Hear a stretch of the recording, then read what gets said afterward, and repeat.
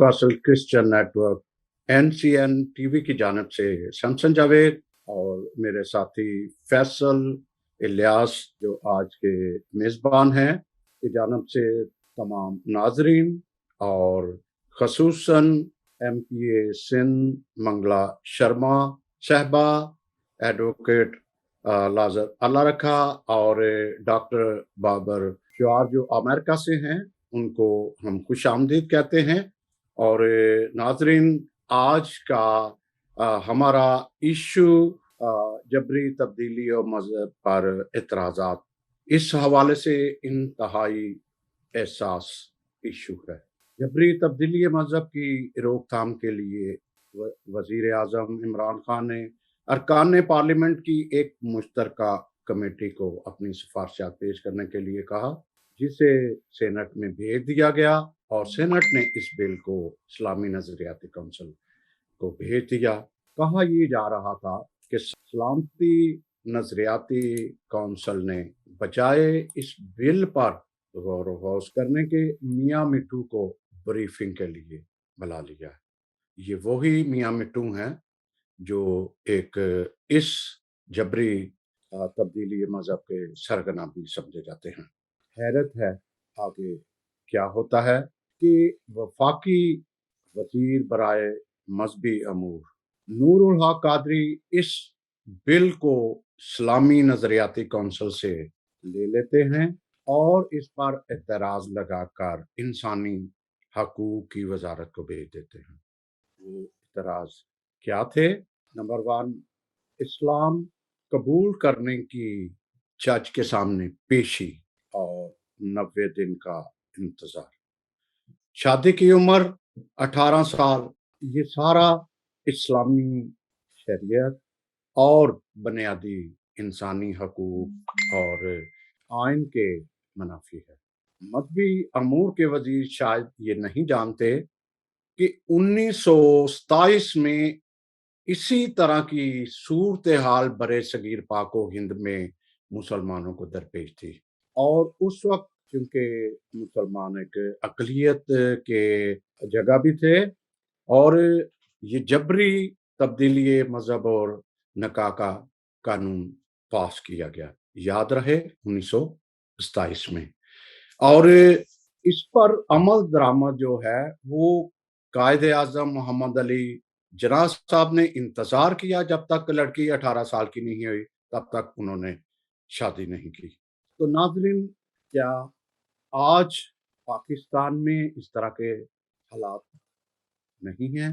क्या जो पाकिस्तान में जबरी शादी का नुकसान जो है सबसे बड़ा हमारी हिंदू कम्युनिटी ने उठाया, उसके साथ जो है वो क्रिश्चियन कम्युनिटी ने भी, क्रिश्चियन कम्युनिटी भी इसकी ज़ात से दूर नहीं रही, लेकिन हिंदू कम्युनिटी ने बहुत किया।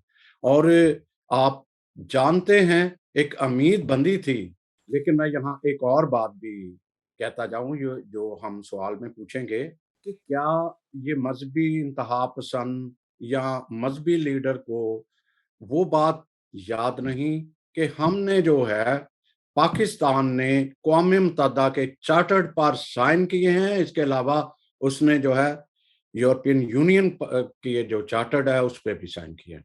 मैं मजीद बात करने की बजाय, क्योंकि क्वेश्चन ऐसे होंगे कि हमें जवाब इस बात का मिलेगा, मैं फैसल इलियास साहब की तरफ चलता हूँ और आज का ये सेशन उनके सपोर्ट करता हूँ। तो Faisal Ilyas, welcome and thank you. Ji, thank you so much for having me once again. जैसे कि new castle Christian network UK की रवायत है कि हम एक बड़ा डाइवर्स पैनल बुलाते हैं और आज भी हमारे साथ एक बड़ा डाइवर्स पैनल है।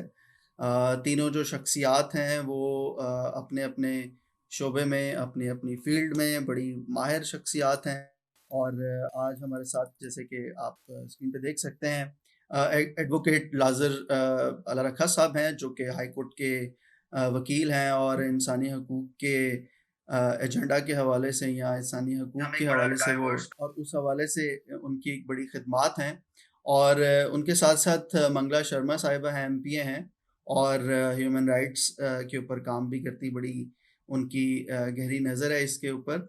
اور ہمارے ساتھ تھوڑی دیر میں ہمیں جوائن کریں گے ریورنڈ ڈاکٹر بابر جارج امریکہ سے، اور ہیومن رائٹس کے حوالے سے اور ریلیجیس پوائنٹ آف ویو سے آج ہمارے اس پروگرام کو جوائن کریں گے. تو یہ ڈائیورس پینل کے ساتھ ساتھ ابھی ہم اپنی گفتگو کو بڑھاتے ہیں.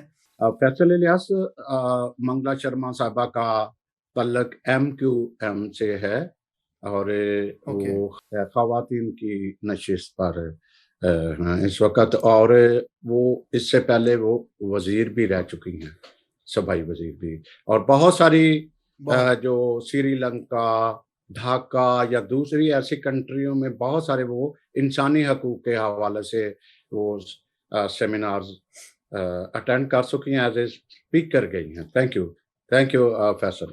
جی بہت شکریہ، آپ نے مزید اس میں اضافہ کیا ان کے انٹروڈکشن میں، اور فردر جو ان کی ایکسپرٹیز ہیں نیشنلی انٹرنیشنلی، وہ کتنا زیادہ ان کا کام ہے. سو میں انہی کی طرف بڑھتا ہوں اور ان سے سوال کرتا ہوں کہ جیسے آپ کا نیشنلی انٹرنیشنلی اتنا ایکسپوجر ہے، اور جب انسان نیشنلی انٹرنیشنلی اتنے زیادہ چیزوں میں انوالو ہوتا ہے تو ڈیفینیٹلی وہ بہت سارے کمپیریزنس کر رہا ہوتا ہے کہ باقی کنٹریز کے اندر ہیومن رائٹس کی بات کی جائے یا مائنورٹی رائٹس کی بات کی جائے تو وہ کس طرح سے قوانین کو امپلیمنٹ کرتے ہیں، اور جب ہم پاکستان کی بات کرتے ہیں تو وہاں پہ بھی ہم ان چیزوں کا کمپیریزن کرتے ہیں. جس طرح سے آپ MQM کو ریپرزینٹ کر رہے ہیں اور MPA ہیں، اور ہیومن رائٹس کے حوالے سے بھی آپ کا بڑا واسٹ ایکسپیرینس ہے، تو ابھی یہ جو ہم فورس کنورژن کے بل کی بات کر رہے ہیں جس میں مائنورٹیز جو ہیں وہ ایک وکٹم کی نظر سے ہم دیکھتے ہیں، اور آئے دن بچیوں کے ساتھ اس طرح سے معاملات ہوتے ہیں.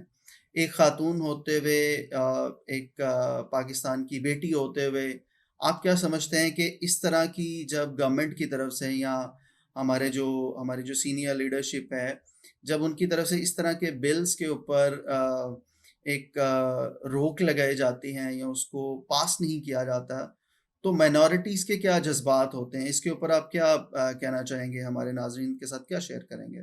Thank you. Good evening Faisal and Samsung اور تمام میرے جو کلیگس ہیں. Thank you.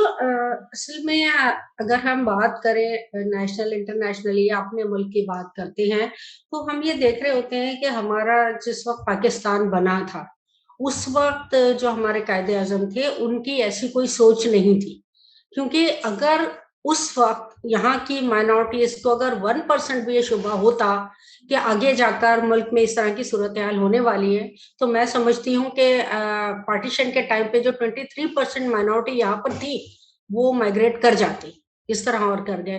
تو اس وقت تو ایسی کوئی سچویشن نہیں تھی، اور پھر گریجولی آپ نے دیکھا 1949 کے جو ریزولوشنز آئی ہے اس کے بعد سے چیزیں آج چینج ہونا شروع ہو گئی، اور وہ ویلفیئر اسٹیٹ سے ایک اسلامک اسٹیٹ بنتی چلی گئی. پھر 1973 نے تو اس کو باقاعدہ کے اسٹیمپ کر دیا کہ ایک اسلامک اسٹیٹ ہے. تو چیزیں گریجولی خراب ہوتی چلی گئی ہیں. اب اگر ہم یہاں پہ بات کر لیں مائنورٹی کمیشن کی یا کسی قسم کی لیجسلیشن کی بات کر لیں تو پہلی بات تو یہ ہے کہ ہمارا جو کانسٹیٹیوشن ہے اس میں ہی کچھ ایسے کلاز ہیں، کچھ آرٹیکلز ایسے ہیں جو ہم لوگوں کو جو ہے اس طرح سے لیجسلیشن نہیں کرنے دیتے. اور پیرالل جب دو لاز چل رہے ہوتے ہیں تو پھر آپ سمجھ لیں کہ پھر مائنورٹی کا کیا حال ہوتا ہے. ہمارے کانسٹیٹیوشن میں 227 کہتا ہے آرٹیکل کہ آپ جو ہے یہاں پر اسلامک کے شریعہ کے مطابق بھی کوئی ایسا لا نہیں بن سکے گا، میرا خیال اگر میں آرٹیکل میں کو مس کر رہی ہوں تو، کہ جو اسلامی قانون کے منافی ہو یا کوئی اس طرح کے اس میں کوئی چیز ہو. اب ہم آ جاتے ہیں اسلامک آئیڈیالوجی کونسل کی طرف.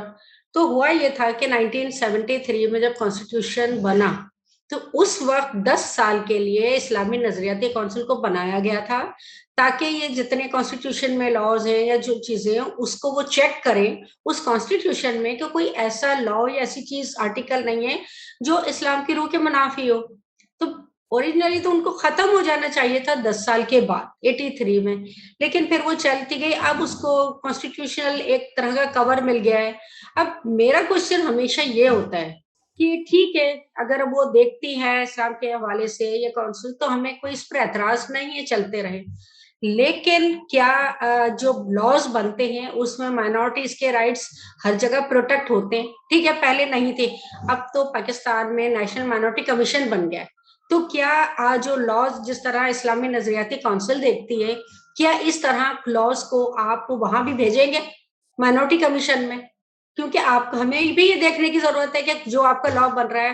ابھی پچھلے دنوں نیشنل اسمبلی سے ایک بل پاس ہوا، اس میں یہ کہا گیا کہ جی قرآن شریف پڑھنا جو ہے وہ لازم قرار دیا گیا. تو وہاں میں لاہور میں تھی، بلکہ اسلام آباد میں، تو میری وہاں جو گورنمنٹ سائڈ کی جو ایم این اے تھی، انہوں نے بڑا بڑا بتایا کہ یہ میں نے کہا ٹھیک ہے کوئی بات نہیں، اچھی بات ہے. اب آپ ہمیں یہ بتا دیں کہ وہاں پہ پورے ملک میں ظاہر لا سب کے لیے بنتا ہے، کسی ایک اسپیشل کمیونٹی کے لیے وہ نہیں ہوتا. آپ بتائیں جو مائنورٹیز کے بچے ہیں ان کے لیے آپ نے آلٹرنیٹ کیا دیا؟ ظاہر آپ نے تو بنا دیا ہے، تو اس کو کر دیا کہ جی سب کے لیے ہے. اب سب میں وہ بچے کہاں جائیں؟ اگر وہ نہیں پڑھیں گے تو وہ کیا پڑھیں گے؟ اگر وہ نہیں کچھ بھی پڑھیں گے تو ان کو مارکنگ کیسے ہوگی؟ اس کے لیے آپ نے پیرالل کیا سوچا ہے؟ تو بس پھر وہ ایموشنل تھی کہ جی ہم آپ کے ساتھ ہیں، ہم مائنورٹی کے ساتھ ہیں، ہم مائنورٹی کو رائٹس دیتے ہیں. تو یہ ساری جو چیزیں ہیں پھر جو ہے وہ ہمیں پرابلم میں لا رہی ہوتی ہیں، ہم پرابلم میں آ رہے ہوتے ہیں.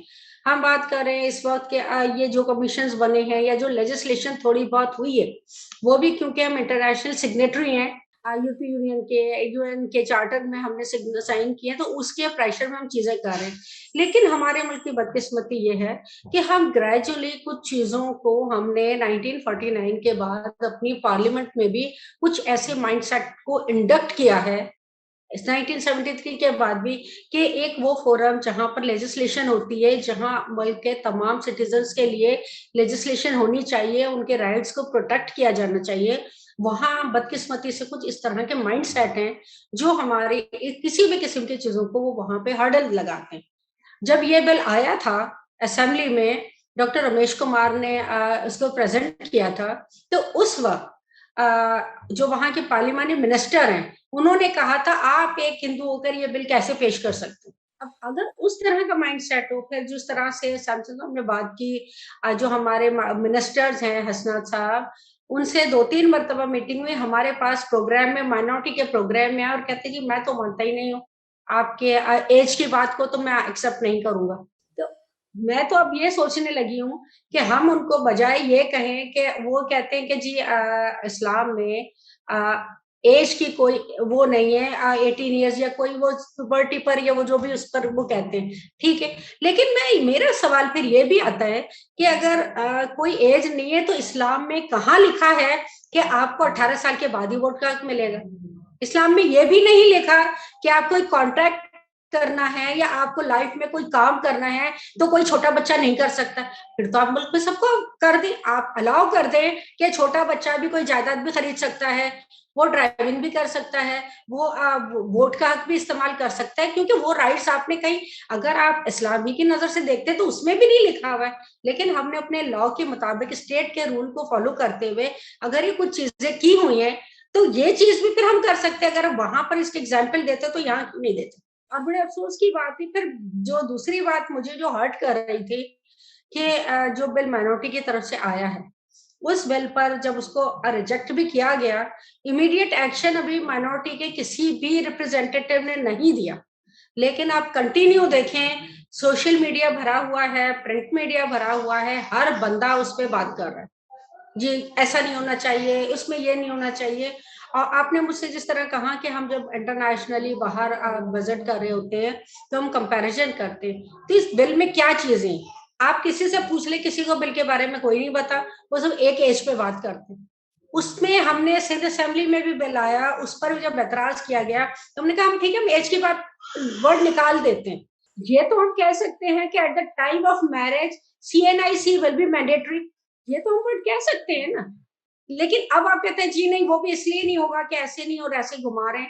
تو مقصد صرف یہ ہے کہ اگر یا تو آپ یہ سارا کچھ نکال دیں، سب کو سب کچھ الاؤ کر دیں، کیونکہ آپ کہیں پر یہ کوٹ کر کے نہیں بتا سکتے کہ کس ایج میں کیا آپ کام کر سکتے ہیں. تو اور ایک اور انٹرنیشنلی چیز، سوری ٹو انٹرپٹ جی یو، میں آپ ہی کی بات کو اس میں شامل کرنا چاہتا ہوں کہ اگر یہ مائنورٹی کمیونٹی کے لیے ہے کہ وہ کسی بھی ایج میں اپنا مذہب تبدیل کر سکتے ہیں، تو کیا یہ چیز اس کے اندر شامل کی گئی ہے یا اپنی اسٹیٹمنٹ میں کہ یہ پھر ہر ایک کے اوپر لاگو ہونا چاہیے کہ اگر وہ کرسچن ہے، مسلم ہے، ہندو ہے، سکھ ہے، وہ اگر اپنے مذہب کو تبدیل کرنا چاہتا ہے، بچی ہو یا بچہ ہو، تو وہ چینج کر سکتا ہے؟ کیا کوئی ہمارا مسلم بیٹی یا مسلم بیٹا اگر وہ اپنی 10 سال کی ایج میں، 12 سال کی ایج میں اگر وہ ریلیجن چینج کرنا چاہتا ہے تو از اٹ پاسبل کہ اس کو بھی اجازت دی جائے گی؟ اس پہ کیا کہیں گے آپ؟ دیکھیے ہم یہی بات کر رہے ہیں کہ یہ جو بل بنایا گیا ہے، میں نے تمام علماء لوگ سے بھی، میری جن سے بات ہوئی، میں نے ان سے کہا دیکھیں اگر آپ کے ریلیجن میں نہیں، ہم نے یہ بل اپنی بچیوں کے لیے بنایا ہے، آپ کی بچیوں کے لیے نہیں بنایا۔ آپ کی بچیاں اگر آپ سمجھتے ہیں کہ آپ کے ریلیجن میں یہ چیز نہیں ہے تو ہمیں کوئی اعتراض نہیں ہے، آپ اپنی بچیوں پہ کریں۔ ہم تو صرف اپنی بچیوں کے لیے کرتے ہیں، اور ہم ریلیجیسلی پروف کر سکتے ہیں کہ ہمارے یہاں پر ٹائم جو ہے، جب میں اپنے ریلیجن سے اگر اگزامپل دوں تو ہمارے شری رام چندر اور سیتا ماتا جب ان کی شادی ہوئی تھی، سویمبر ہوا، تو ان کی عمر 18 سال تھی اور ان کی عمر 25 سال تھی۔ تو ہم اپنی بچیوں کے لیے کر رہے ہیں، ہم اپنی مائنورٹی کی بچیوں کے لیے کر رہے ہیں، ہم آپ کی بچیوں کے لیے نہیں کر رہے۔ اگر آپ کی بچیاں کرتی ہیں تو آپ کو جو دل چاہے کریں، آپ ہماری بچیوں کے لیے ہمیں بل بنانے دیں یا ہمیں اپنی بچیوں کو پروٹیکٹ کرنے دیں، یا اس کو بھی فورس کنورژن کا نام نہیں ہے، اس بل کا نام ہے مائنورٹیز پروٹیکشن بل۔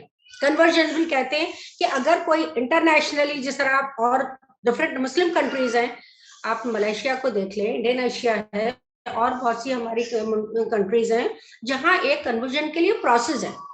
آپ اس پروسیس کو فالو کریں، اور فالو کرنے کے بعد کوئی بھی ایڈلٹ اگر یہ چاہتا ہے تو آپ اس کو کرنے دیں، ہمیں اس پر کوئی اعتراض نہیں ہے۔ اعتراض صرف یہ ہے کہ ایک وہ بچہ جس کو اپنا ہی نہیں پتا، وہ لائف میں اپنے اسٹیٹ میں کوئی ایسا کام نہیں کر سکتا as a being a minor کہ وہ کوئی کسی کے، تو وہ اپنی لائف کا اتنا بڑا ڈیسیشن کیسے لے سکتا ہے؟ اگر صرف اتنی سی بات ہے، اور اگر آپ کی اس طرح سے رزسٹ آنا ہمیں ہمارے شکوک کو اور بڑھاتی ہے کہ کیونکہ آپ پھر شاید اسی پر ہی فوکس کرتے، ورنہ اگر ایک بچہ 12 سال 15 سال میں اس نے سوچ لیا ہے تو اس نے کنورٹ ہونا ہے، تو کیا حرج ہے؟ اگر اس نے سوچ لیا ہے تو وہ 2 سال کے بعد بھی ہو جائے گا، اور اگر وہ 2 سال 3 سال کے بعد ہوتا ہے تو میں اعتراض نہیں ہے۔ تو پروسیس اڈاپٹ کرنے میں کوئی پرابلم نہیں ہے، باقی مسلم کنٹریز میں بھی ہو رہا ہے۔ لیکن اگر ہم ایموشنل باتیں کرتے ہیں، کیونکہ یہاں پر کچھ مائنڈ سیٹ ایسے ہیں کہ جو وہ اسٹیٹ کو بھی، اور اسٹیٹ اس طرح سے کاؤنٹر نہیں کر رہی ہوتی، کیونکہ آج بہت چھوٹا گروپ ہے، میجورٹی نہیں ہے، لیکن یہ چھوٹا گروپ جب اس طرح کی کوئی ہڈل ڈالتا ہے تو اس وقت کام ہوتا ہے اسٹیٹ کا۔ پھر آپ کے اگر کوئی لاز ہیں، 2 لاز اگر آپ کے سیم ریلیجن کے بندے ہیں تو آپ ایک ریلیجن کا، کوئی بھی آپ کا اسلامک لا ہے یا کچھ پرسنل لا ہے فیملی، وہ آپ کر سکتے ہیں۔ لیکن اگر جب ڈفرینٹ ریلیجن آتا ہے تو وہ لا آپ کو اسٹیٹ کا لا اس پر رول اپلائی ہوگا، تو وہ آپ پھر اپنے ریلیجن کا رول ایک دوسرے نان ریلیجن پر آپ کیسے اپلائی کر دیں؟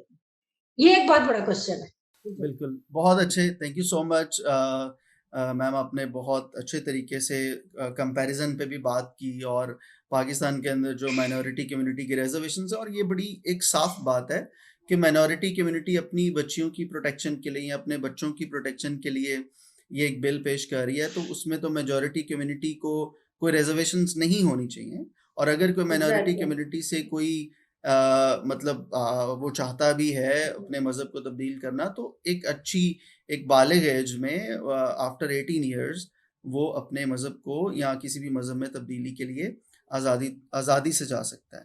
So thank you very much. میں اپنا سوال لے کے آگے بڑھوں گا ایڈوکیٹ صاحب کی طرف، لازا صاحب کی طرف، کہ جیسے آپ کو پتہ ہے کہ جیسے قانون بنا ہوا ہے، سندھ میرج ایکٹ ہے، اس کے علاوہ پنجاب میرج ایکٹ ہے، تو اس میں ہم دیکھتے ہیں 16 سال اور 18 سال کی ایج میں اگر اس سے پہلے کوئی مائنر شادی ہوتی ہے تو وہ قانون کی خلاف ورزی ہے۔ تو آپ قانونی طور پہ، کیونکہ آپ ان چیزوں کو زیادہ سمجھتے ہیں، تو آپ کے خیال میں یہ جو قانون ہم پاس نہیں کر رہے کہ 18 سال یا 16 سال کی ایج میں بچی کو یا بچے کو اس کے مذہب کی تبدیلی کا رائٹ دیا جائے، تو کیا یہ پہلے سے موجود جو قوانین ہیں وہ ان کی کانٹرڈکشن میں یا ان کے اپوزٹ کھڑا نہیں ہو جاتی بات کہ ہم اجازت ہی نہیں دے رہے؟ اس پہ کیا آپ کہنا چاہیں گے لازا صاحب؟ یہ آپ نے ٹھیک کہا کہ یہ جو ہمارے جو اوور لوڈڈ قوانین ہیں ہمارے ملک میں، وہ بدقسمتی سے ہمارے ملک میں ہر بات کے اوپر قانون ہے۔ जैसे आपने कहा कि ये मैं फोकस करूंगा इस बिल के ऊपर जो नूरुल कादरी साहब के इसकी रिजर्वेशन लगा कर उन्होंने वापस किया कि मजहब तब्दील करने के लिए जो उम्र की लिमिट है हम उसको जो है वो नहीं मानते। नूरुल कादरी साहब अगर मेरी आवाज सुनते हैं तो नूरुल कादरी साहब आप ये बताएं कि मजहब तब्दील करने के लिए कोई एज रिस्ट्रिक्शन नहीं है, तो फिर आपने ये चाइल्ड मैरिज रिस्ट्रेंट एक्ट 2013 जो है वो अभी तक क्यों उसको जिंदा रखा हुआ है और अदालतों में वो लागू है।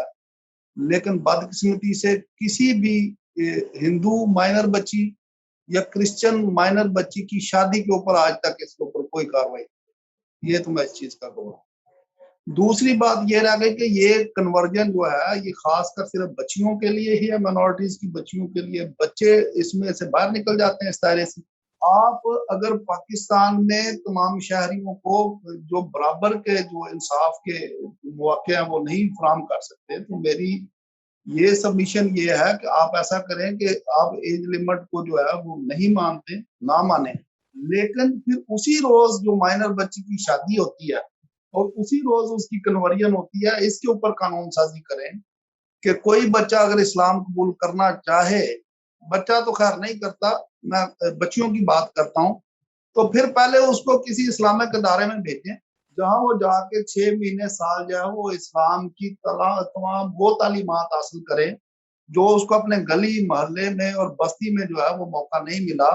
एक पैरामोर उठा, उसने शादी के अम्ब्रेला के नीचे आके ये सारा क्राइम को जो है वो सर अंजाम दिया और फिर वो मजहब के पीछे छुप गया ताकि उसके ऊपर जो है वो कानून की गिरफ्त ना आए। अब क्वेश्चन ये है नूरुल कादरी साहब से कि क्या ये वाली जो फैसिलिटी आप दे रहे हैं जो मेजॉरिटी कम्युनिटी को, क्या आप माइनॉरिटीज को भी ये देने के लिए तैयार है कि कोई ऐसा शख्स जो है जो मसीही होना चाहे या जो वो हिंदू धर्म जो है वो अपनाना चाहे, माइनर की बात छोड़ दे, कोई बालक भी, तो क्या आप उसको इजाजत देते हैं? यहाँ अदालतों में प्रैक्टिस ये है कि अगर क्लैरिकल मिस्टेक की वजह से जब आप शनाख्ती कार्ड का फॉर्म फिल करते हैं तो आपका रिलीजन क्रिश्चियन की बजाय इस्लाम लिखा जाता है, तो किसी कोर्ट की डिग्री के बगैर आप उसको करेक्ट ही नहीं करवा सकते। आपको जाके साबित करना पड़ता है कि आप कन्वर्ट नहीं हुए, आप पैदाइशी क्रिश्चियन है या पैदाइशी हिंदू है, और उसके ऊपर आपको एविडेंस देनी पड़ती है। फिर जाके आपकी ये क्लैरिकल मिस्टेक जो है वो दूर होती है। तो जब आप एक ही मुल्क में रह के माइनॉरिटीज के लिए अलग कानून बनाएंगे, मेजॉरिटी के लिए अलग कानून बनाएंगे और उसके जो पैरामीटर्स हैं उसके तकाजे जो अलग अलग रखेंगे, और ये बदकिस्मती से जो डिस्क्रिमिनेशन है या जो एक्सट्रीमिज्म है ये सोसाइटी में तो है ही है, लेकिन अब ये इसके आफ्टर शॉक जो है वो आपको अदालतों में नजर आ रहे हैं। जो जजेस की सीट के ऊपर लोग बैठे हुए हैं वो भी एक्सट्रीमिज्म की तरफ जा रहे हैं और ये बड़ी खतरनाक अलार्मिंग सिचुएशन है।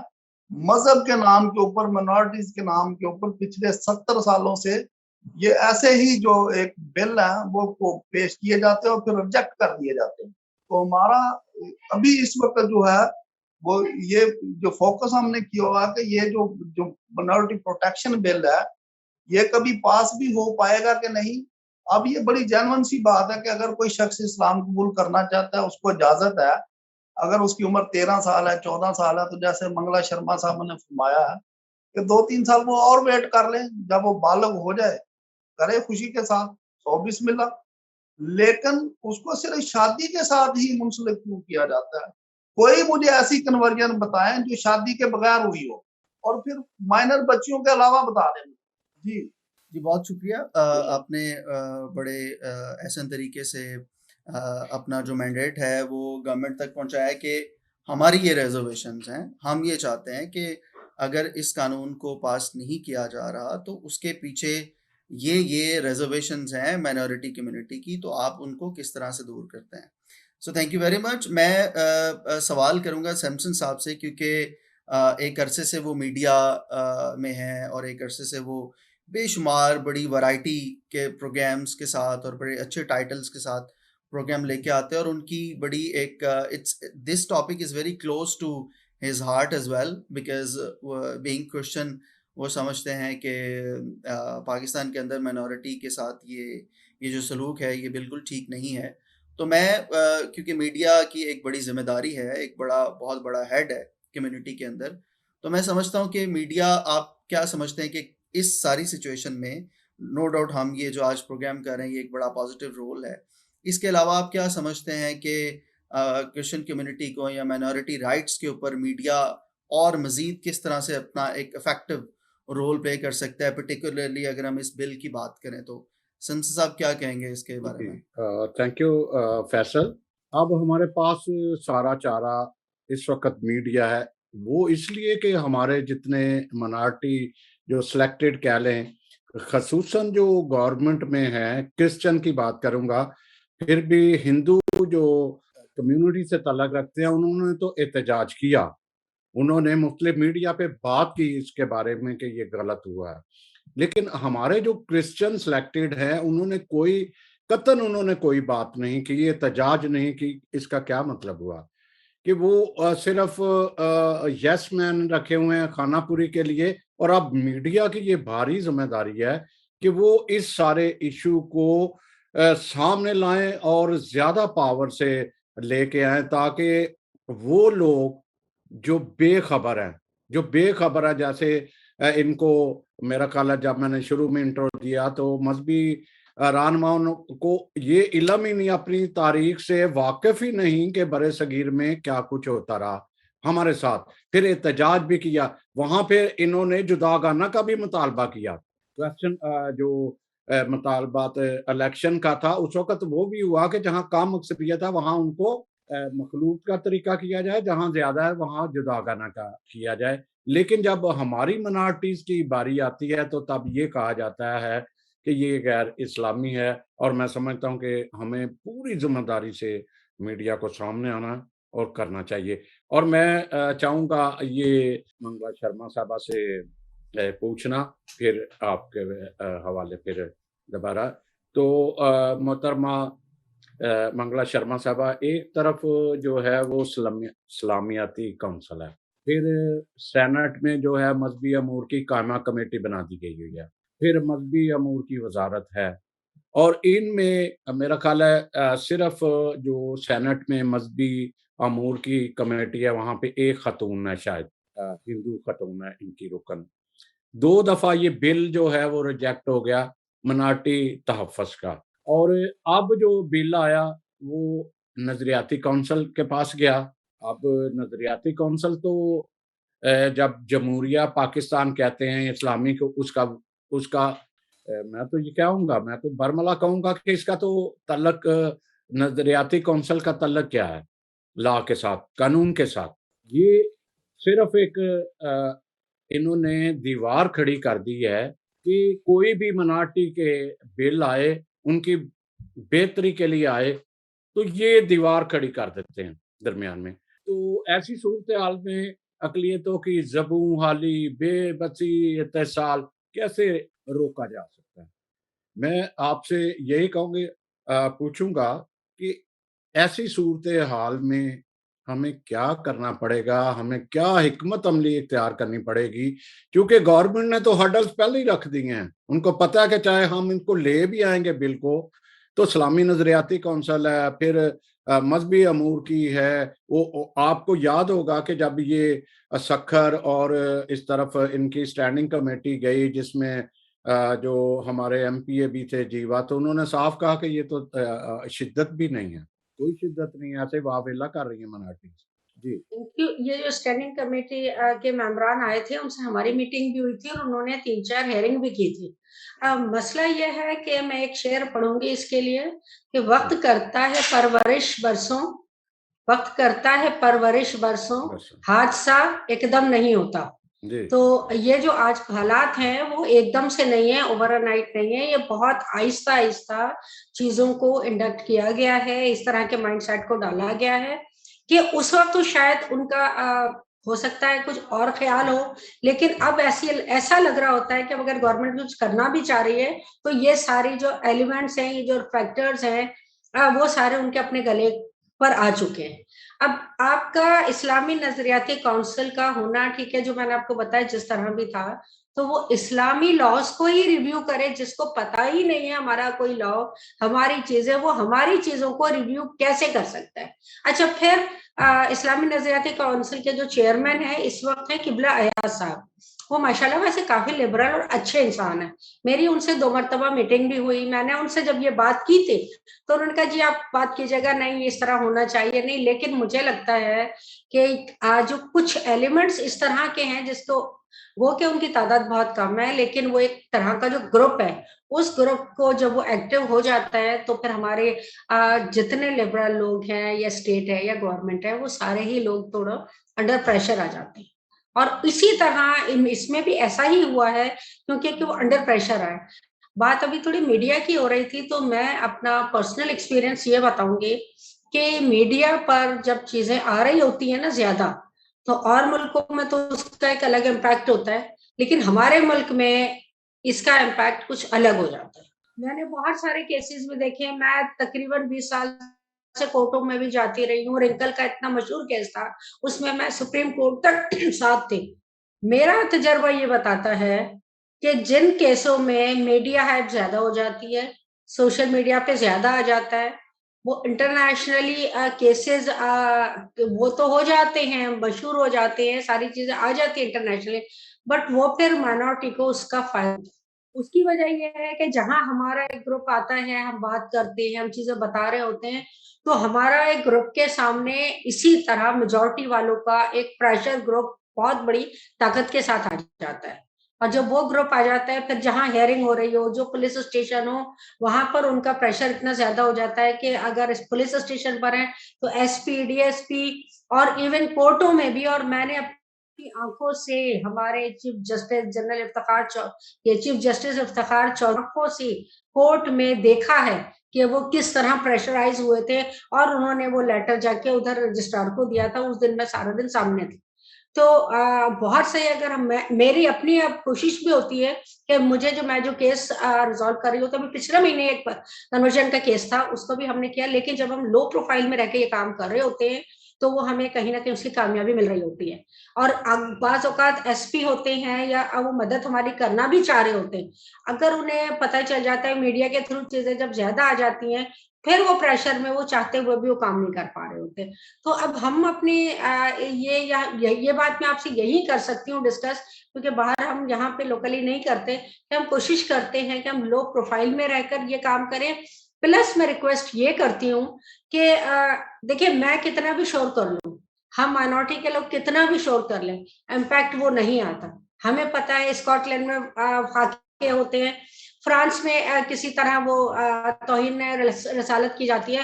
جب ہم لوگ کھڑے ہو جاتے ہیں, ہم روڈوں پر آتے ہیں, مائنورٹی آتی ہے, کرسچنس لوگ آتے ہیں, اور آ کے جب وہ پروٹیسٹ کرتے ہیں تو اس کا ایک الگ امپیکٹ ہوتا ہے. شرما صاحبہ, میں آپ سے یہ پوچھا, آپ کا جو کہنے کا مطلب ہے کہ میڈیا مطلب اس کو خاموشی اختیار کرنی چاہیے, آپ یہ ٹھیک ہے, لیکن میں یہ چاہتی ہوں خاموشی نہ کریں, نہیں, میں جو کہنا چاہ رہا تھا کہ اب دیکھو بعض جگہ پہ حکومت نے جو لب بیک کے خلاف ایکشن لیا, ٹھیک ہے جی, جب پاکستان یا حکومت کا ایک فرض ہے کہ یہ جو مذہبی انتہا پسندی پھیلاتے ہیں یا مذہبی تشدد پھیلاتے ہیں, ان کی روک تھام کے لیے ان کو جب تک یہ نہیں کرے گا, تو اس کا مطلب ہے میڈیا تو بے بس ہے, میڈیا بے بس ہے. اور جب تک شور نہیں کوئی بھی مچاتا, جیسے کہتے ہیں کہ بچہ نہیں روتا تو ماں دودھ نہیں پلاتی, جب تک ہم اپنی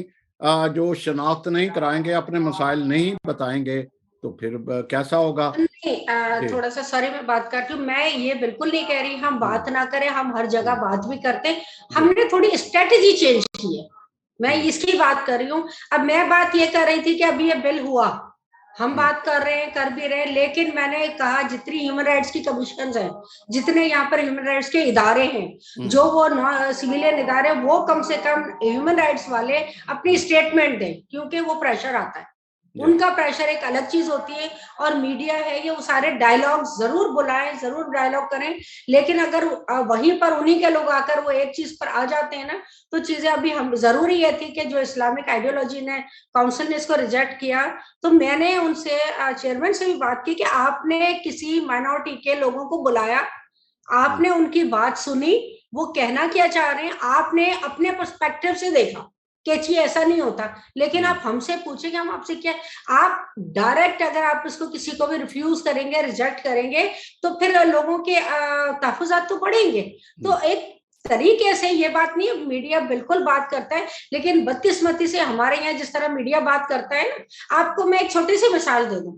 ایک بچی گئی گھر سے, کنورٹ ہوئی, اس کا کیس چل رہا ہے, اس کا صرف اسٹیٹمنٹ آیا ہے, بچی آئدر مائنر ہے یا میجر ہے, کوئی بھی ہے, اس کا کیس چل رہا ہے, بات کی, اس نے کہا جی فلاں نام, لیٹ سپوز جب میں آپ کو رنکل کا رنکل, اچھا شادی, اس نے کنورٹ ہو کے نام رکھ لیا فریال.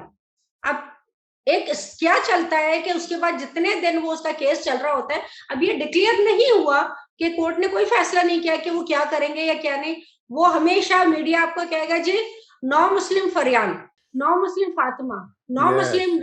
تو میڈیا آپ کا مائنڈ پہلے ہی بنا رہا ہوتا ہے کہ نو مسلم, وہ اس کا پرانے نام کو ہٹا دے رہے ہیں.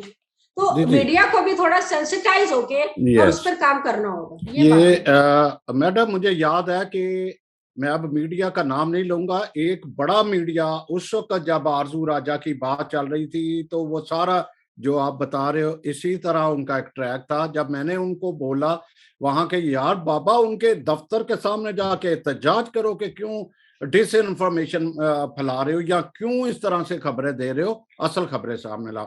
تو فیصل اب ہمارے ساتھ ڈاکٹر جی بالکل بابر جاز صاحب ہے, ریورنڈ ڈاکٹر بابر جارج صاحب ہمارے ساتھ موجود ہیں.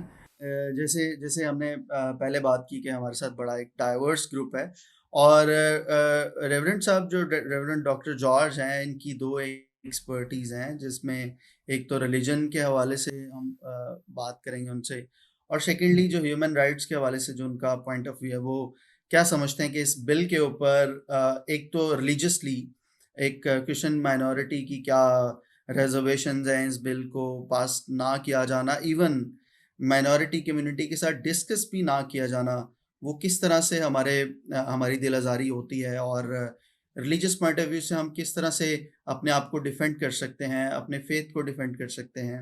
اس کے اوپر آپ کیا کہنا چاہیں گے ریورنڈ ڈاکٹر بابر جارج صاحب؟ بہت شکریہ فیصل صاحب. سب سے پہلے تو میں بہت ہی انتہائی مشکور ہوں عالی جناب سمسن جوید صاحب کا اور فیصل الیاس صاحب کا, اور دیگر ہمارے جو آج پروگرام کے جو شرکا ہیں, شرما جی اور اللہ رکھا صاحب, آپ کی خدمت میں, اور تمام جتنے ناظرین ہیں آپ کی خدمت میں بہت ہی زیادہ سلام, آداب اور ست سری اکال, نمستے جتنے بھی لوگ مجھے دیکھ رہے ہیں. جی فیصل, آپ نے دو باتیں کی ہیں, میں انہی کے توسط سے آپ کی خدمت میں گوشگوار چند اپنے الفاظ میں یہ باتیں رکھنا چاہتا ہوں. پہلے نمبر پہ تو جبر اور جو مذہب ہے, یہ دونوں متضاد چیزیں ہیں. جبر کا اور مذہب کا, عقیدے کا, مسلک کا, ادیان کا, فیتھ کا, بلیو کا, یہ بالکل سرے سے تعلق ہی نہیں ہے.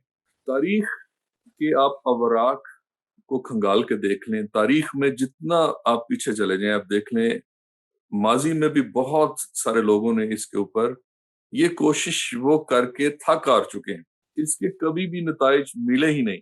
آپ کسی بھی چیز کو جب جبرن یا انفورسڈ آپ کرنا چاہتے ہیں یا فورسڈ کرنا چاہتے ہیں, امپوز کرنا چاہتے ہیں, تو اس کے نتائج نہیں ملتے. اور جب مذہب کی بات کی جاتی ہے تو مذہب جو ہے یہ بعد میں آتا ہے.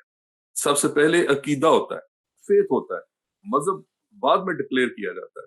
تو جو عقیدہ ہے یا بلیف ہے, وہ اس کا جو تعلق ہے وہ بندے کے انر کے ساتھ ہوتا ہے. بندہ ہے, بندی ہے, اور کوئی بھی شخص ہے, اس کے انر کے ساتھ ہوتا ہے. اور انر کے ساتھ جب تعلق ہوتا ہے تو اس فرد کا اور خدا تعالیٰ کا براہ راست تعلق ہوتا ہے. اور اس میں جو مداخلت جو ہے, کسی طرح کی بھی مداخلت, وہ کسی فرد واحد کی مداخلت ہو, اور کسی سوسائٹی کی مداخلت ہو, کسی آرگنائزیشن کی ہو, کسی حکومت ادارے کی ہو, یہ خدا اور اس بندے کے مابین یہ وہ مداخلت گنی جاتی ہے کہ وہ صرف وہ اس بندے کے مابین نہیں کھڑا, بلکہ وہ خدا کے درمیان بھی کھڑا ہے. وہ نہ صرف اس شخص کی مخالفت میں ہے, بلکہ وہ خدا کے درمیان بھی کھڑا ہے. اب اس بات کو طے کرنا کہ کون سا عقیدہ ٹھیک ہے, کون سا عقیدہ نہیں ٹھیک, یہ الگ بحث. آج لوگ اسی بحث میں پڑے ہوئے. ہم واپس آتے ہیں اور آپ نے دوسری جو بات کی ہیومن رائٹس کے تعلق سے، دنیا کی تاریخ کو آپ کھنگال لیں اور موجودہ آج کے اس دور کے اندر یہ جتنے آپ کو مہذب ملک نظر آتے ہیں یا آپ کو ترقی یافتہ ممالک نظر آتے ہیں، یہ تمام کے تمام لوگ ان ادوار میں سے گزر کے اور اب اس سٹیج پر کھڑے ہیں کہ کوئی بھی شخص جو زندہ جان ہے، جو جاندار ہے، وہ خواہ وہ مرد ہے، عورت ہے، بچہ ہے، بوڑھا ہے، یا ایون کہ کوئی اینیمل ہے، اس کے بھی حقوق ہیں اور اس کے بھی رائٹس ہیں اور اس کو نہ چھیڑا جائے۔ اور آپ نے دیکھا ہوگا کہ اگر کوئی ملک کوئی مسیحی ملک ہے، کرسچن ملک ہے، سپر پاور ہے، یورپ کے ترقی یافتہ ملک ہیں، بہت سارے لوگ جو ہیں اس کے اوپر وہ بہت ساری چیزوں میں وہ حیران رہ جاتے ہیں کہ یہ پوری دنیا پر رولز کرتے ہیں، پوری دنیا کے اوپر یہ ان کا سکہ چلتا ہے، لیکن ان کے ملکوں کے اندر انہوں نے مساجد بھی بنائی ہوئی ہیں، انہوں نے مندر بھی بنائے ہوئے ہیں، اور انہوں نے ہر طرح کے ہر طبقے کو، آپ نے پچھلے دنوں دیکھا ہوگا کہ یورپ کی سڑکوں پر اور امریکہ میں اور دیگر جگہوں پہ جو لوگ ڈیول ورشپنگ کرتے ہیں وہ لوگ عام نظر آئے، اور دنیا کا میڈیا حیران ہو گیا کہ ان ملکوں کے اندر یہ لوگ کیسے۔ اب وہ ان چیزوں کو وہ ہاتھ بھی ڈالنا چاہتے ہیں، لیکن وہ اس وجہ سے کہ چونکہ یہ انسان ہے اور ان کا مائنڈ جو ہے، ان کے مائنڈ کے اندر، ان کے برین کے اندر جو چیزیں ہیں، بہتر ہے کہ اس کے ساتھ لڑا جائے، نہ کہ صرف انسانوں کے ساتھ ڈائریکٹ لڑا جائے۔ تو یہ اس میں یہ چیزیں ہمیں اس کا سامنے رکھنا بہت ضروری ہے۔ ہمیں واپس آتا ہوں جو چیزیں چل رہی ہیں، جیسے محترمہ شرما صاحبہ نے بڑی تفصیل کے ساتھ روشنی ڈالی، اور جو پروگرام کی انٹرو میں علی جناب سیمسن صاحب نے بہت تفصیلاً اس پہ باتیں کی۔ اب اگر ہم اس ہندوستان اور پاکستان کی اگر ہم بات کریں، دونوں خطوں کو اکٹھے ملا کے بات کریں، تو آپ نے دیکھا یہاں پہ بہت سارے جو ڈرامے اور بہت سارے ایسی فلمیں اور بہت سارے ایسے سیریلز، اب دیکھیں اس میں آپ کو ایک چیز بڑی آپ کو کامن نظر آئے گی۔ اب چند سالوں سے ایک ٹرینڈ چینج ہوا، مطلب دوسری چیزیں آنا شروع ہو گئی، انٹرٹینمنٹ یا وہ ایک سٹائل چینج ہو گیا، وہ کامیڈی کی طرف لوگ چل پڑے۔ لیکن اگر آپ پیچھے دیکھیں تو آپ کو ایک ٹرینڈ نظر آئے گا۔ وہ ٹرینڈ کیا تھا؟ ٹرینڈ یہ تھا کہ ایک ظالم ہے اور دوسری طرف مظلوم۔ ظالم اور مظلوم کی کہانی آپ کو ڈراموں میں اور آپ کو فلموں میں نظر آئے گی۔ اس کو سٹوری سے کسی طرح سے بھی کر لیں، لیکن وہ آپ کو تھیم جو ہے وہ یہی نظر آئے گا۔ اور اس خطے میں اگر اتنی تعداد میں ڈرامے بنے، فلمیں بنی، اور یہ جو ایسا بھی یہ ڈرامہ نگار بھی ہیں، ڈرامے بھی لکھتے ہیں، رائٹر بھی ہیں، یہ اس میری بات کو غور سے سنیے گا، ذرا سمجھیے گا۔ اب اگر اسی خطے میں اگر ظالم اور مظلوم کی کہانیوں کو مختلف زاویوں سے، مختلف طریقوں سے، مختلف کہانیوں میں اگر دکھایا گیا، فلمایا گیا، اور بہت سارے ایسے شاعر تھے جنہوں نے اپنی تحریروں میں بھی اس چیز کو وہ قلم بند کیا، تو آیا کہ کیا یہ جمس، کیا یہ سٹوری، کیا یہ عنصر یا ایلیمنٹ جو ہے اس سوسائٹی کے اندر کیا وہ موجود نہیں ہے؟ اگر موجود ہے یا تھا تو ان ڈراموں اور فلموں سے ہمیں پتہ چلتا ہے، اور آج کی موجودہ سچویشن سے ہمیں پتہ چلتا ہے کہ یہ بات بالکل حق بجانب ہے کہ یہ ظالم اور مظلوم کی کہانی۔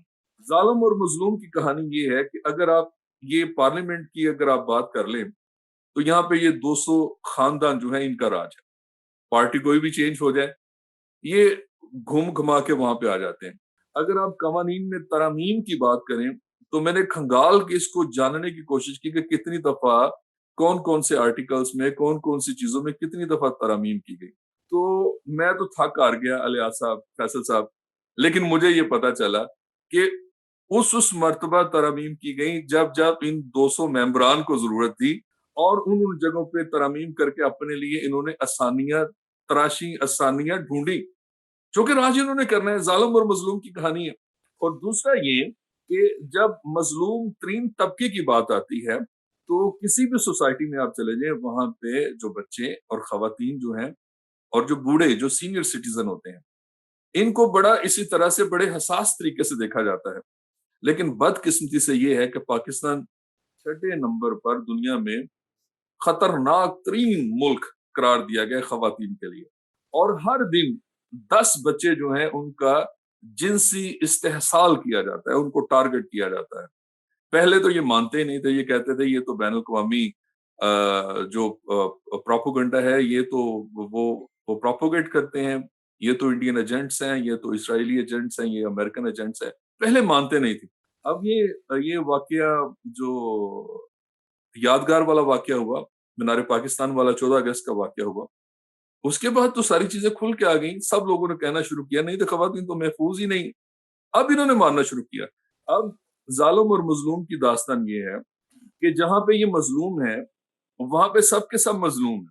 जहां पे एक बंदा जो जिसके हाथ में सोटी है, डंडा है, असला है, ताकत है, वो जागीरदार है, वो उसके सामने जितने भी हैं, खा मिनॉरिटीज के हो, खा हिंदू हो, खा मुसलमान हो, कोई भी हो, वो वहां पे जाबर है।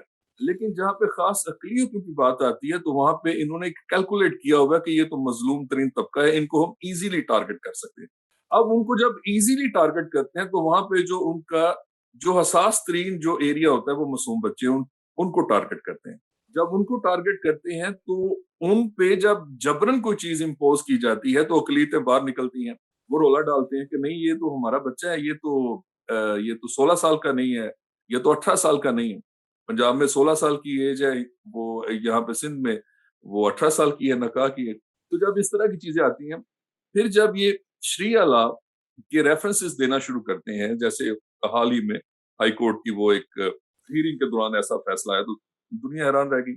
अब देखना ये है कि किस तरह का लीगल सिस्टम हम वहां पे ऑपरेट कर रहे हैं। इसके लिए जब हम स्टडी करते हैं वर्ल्ड जस्टिस सिस्टम, जो वर्ल्ड जस्टिस सिस्टम है उसमें देखना ये है कि अगर 52 इस्लामिक ममालिक हैं पूरी दुनिया में, 200 के करीब जो ममालिक, उसमें से अगर इनको अलग कर दिया जाए तो उन ममालिक में कौन सा लॉ ऑपरेट किया जाता है। क्या वहां पे कॉमन लॉ है, सिविल लॉ है, रिलीजियस लॉ है, शरिया लॉ है, कौन सा लॉ है। अगर हम उसको देखते हैं तो हमें पता चलता है कि इंग्लैंड ने पूरी दुनिया पे हुकूमत की, उन्होंने कॉलोनियां बनाई, तो मोस्टली पूरी दुनिया के जितने ममालिक उनको कॉमन लॉ मिल गया। इंग्लैंड से पहले चले जाएं, जब रोमन्स थे तो उन्होंने सिविल लॉ दे दिया। अब सिविल लॉ और कॉमन लॉ यही ऑपरेट किया जाता है पूरी दुनिया में। लेकिन जिन जिन मुल्कों के अंदर जो इस्लामिक मुल्क है, अगर वहां पे अपना वो शरिया लॉ लेके आना चाहते हैं तो वो उन दोनों को पैरेलल लेके चलते हैं। जब उनको पैरेलल लेके चलते हैं कि नहीं हमने सिविल लॉ भी ऑपरेट करना है, हमने कॉमन लॉ भी ऑपरेट करना है, यहाँ पे अल्लाह रखा साहब होंगे, वो इसकी इंटरप्रिटेशन मुझसे ज्यादा वजाहत में कर सकते हैं। लेकिन जब वो पैरेलल लेके चलते हैं शरिया लॉ को भी, तो उसमें इस चीज का ख्याल रखा जाता है कि ये शरिया लॉ जो है इस मुल्क के अंदर जो मुसलमान हैं ये उनके लिए, और सिविल लॉ और कॉमन लॉ जो है ये बाकी जो गैर मुसलमान है, गैर मुस्लिम है, ये उनके लिए। अब बेशुमार ममालिक हैं जिनके मैं रेफरेंसेस आपको दे सकता हूँ, जो इस्लामिक कंट्रीज हैं जिनके अंदर सिविल लॉ भी ऑपरेट किया जाता है, कॉमन लॉ भी ऑपरेट किया जाता है और शरिया लॉ भी ऑपरेट किया जाता है। और गैर मुस्लिमों पे या गैर मुसलमान जो है, गैर मुस्लिम जो है, उन पे शरिया लॉ जो है उसका इतलाक नहीं होता। तो अगर तुम वर्ल्ड जस्टिस सिस्टम का हिस्सा है, दुनिया का हिस्सा है, तो उसमें अगर हमें दुनिया के साथ शाना बशाना चलना है, जिसमें हम कोशिश में है कि फैटफ से हमारा नाम निकल आए। हमारी जो वजारत खारजा जो है वो बड़ी मुतहरक नजर आती है कि फैटफ से हमारा नाम निकल आए किसी तरह से। लेकिन उसमें ये देखना है कि अगर हम आए दिन जो वर्ल्ड जस्टिस सिस्टम है, जो वर्ल्ड ह्यूमन राइट्स का जो सिस्टम है, अगर हम उसमें बहुत सारी वायलेशंस अगर हम करते जा रहे हैं, दूसरी तरफ हम उसमें से अपना नाम निकलवाने के लिए मुतहरक है, सरगर्म है, तो ऐसा आने वाले दिनों में ऐसा मुमकिन होता नजर नहीं आता। Being a Pakistani, being a Pakistani national, हर नेक नेक ख्वाहिशात, नेक तमन्नाएं और अपने मुल्क के लिए नेक जज्बात होते हैं। 14 अगस्त पे आपने देख लें कि हर बंदा किस तरह से वालहाना अपनी वो चीजों का इजहार करता है अपने मुल्क से मोहब्बत करता है। तो हर एक शख्स अपने मुल्क के लिए, लेकिन हमारी जो हरकत है वो हमें किसी और समत लेके जा रही है। मैं दोबारा फिर आपकी तरफ आऊंगा। मैं इनसे ये पूछना चाहूँगा कि ये आपके यहाँ कुछ जो कम्युनिटी के लीडर्स हैं उनकी उम्मीद अभी तक टूटी नहीं। ये जो आखिरी जो आप क्या सोचती हैं कि अभी क्या हमारी स्ट्रेटजी या क्या होना चाहिए? अभी भी आपकी उम्मीद उसी तरह है जैसे पहले थी? कि हम तो ये सोच रहे हैं कि ये हर्डल्स तो हैं, ये चीजें हैं, लेकिन एक अच्छी बात जो अब हम पिछले कुछ सालों से महसूस कर रहे हैं कि जो स्टेट का जो रिस्पांस है वो कुछ बेहतर हुआ है।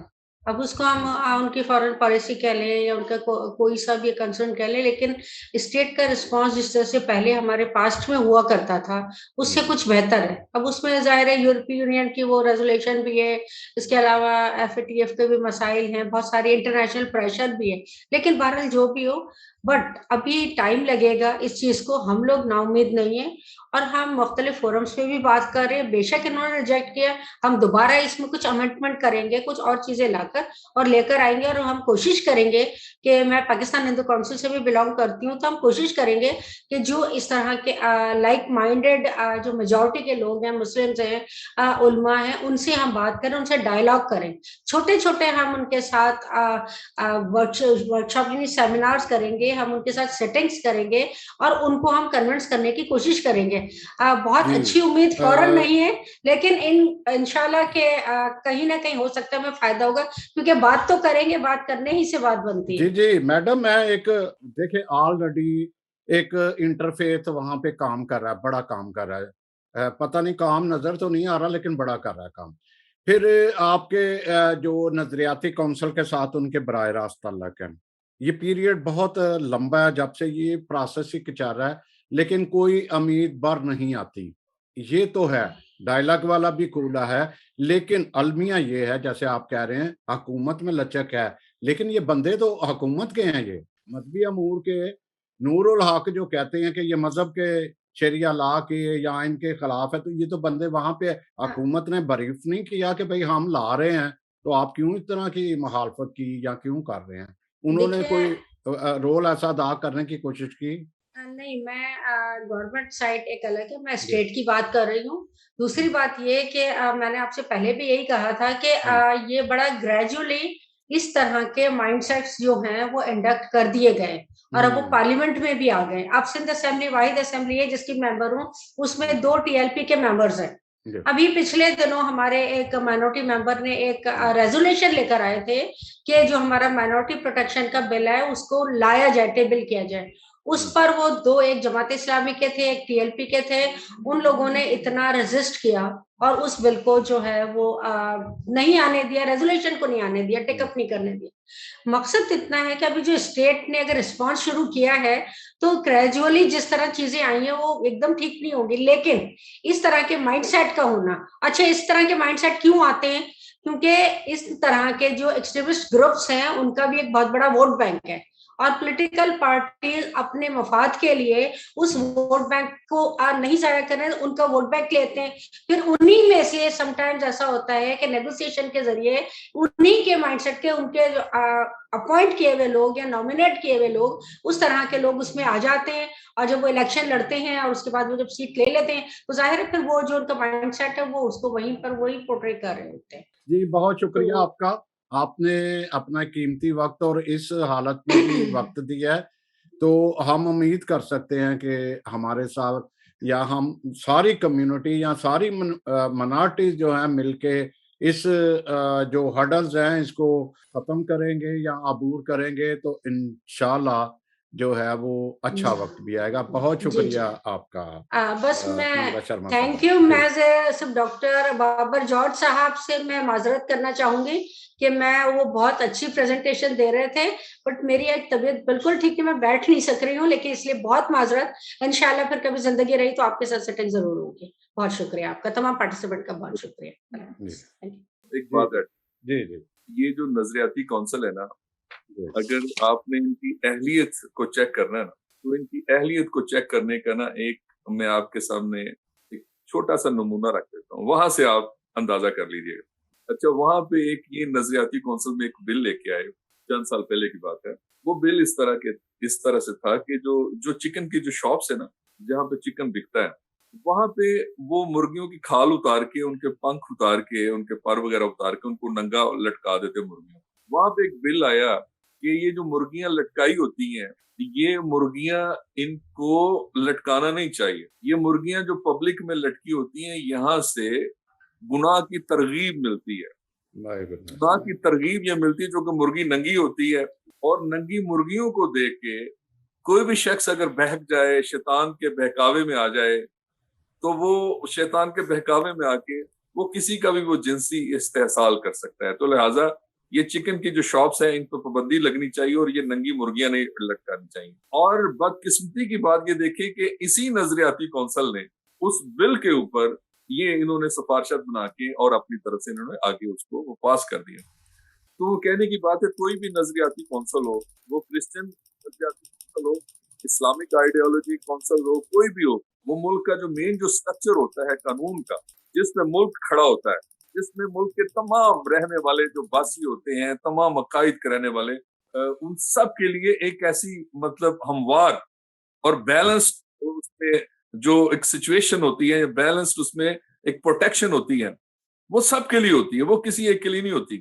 اب اگر کوئی بھی کونسل ہو, کوئی بھی ادارہ ہو, اور ان کی سفارشات اگر ملک کا جو مین جو قانون ہے, مین جو سٹرکچر ہے, اگر اس سے اس کو بالا تر اس کو سمجھا جائے, تو پھر اس ملک کا فیوچر اور آگے جو ہے پھر اس کا خدا حافظ ہے.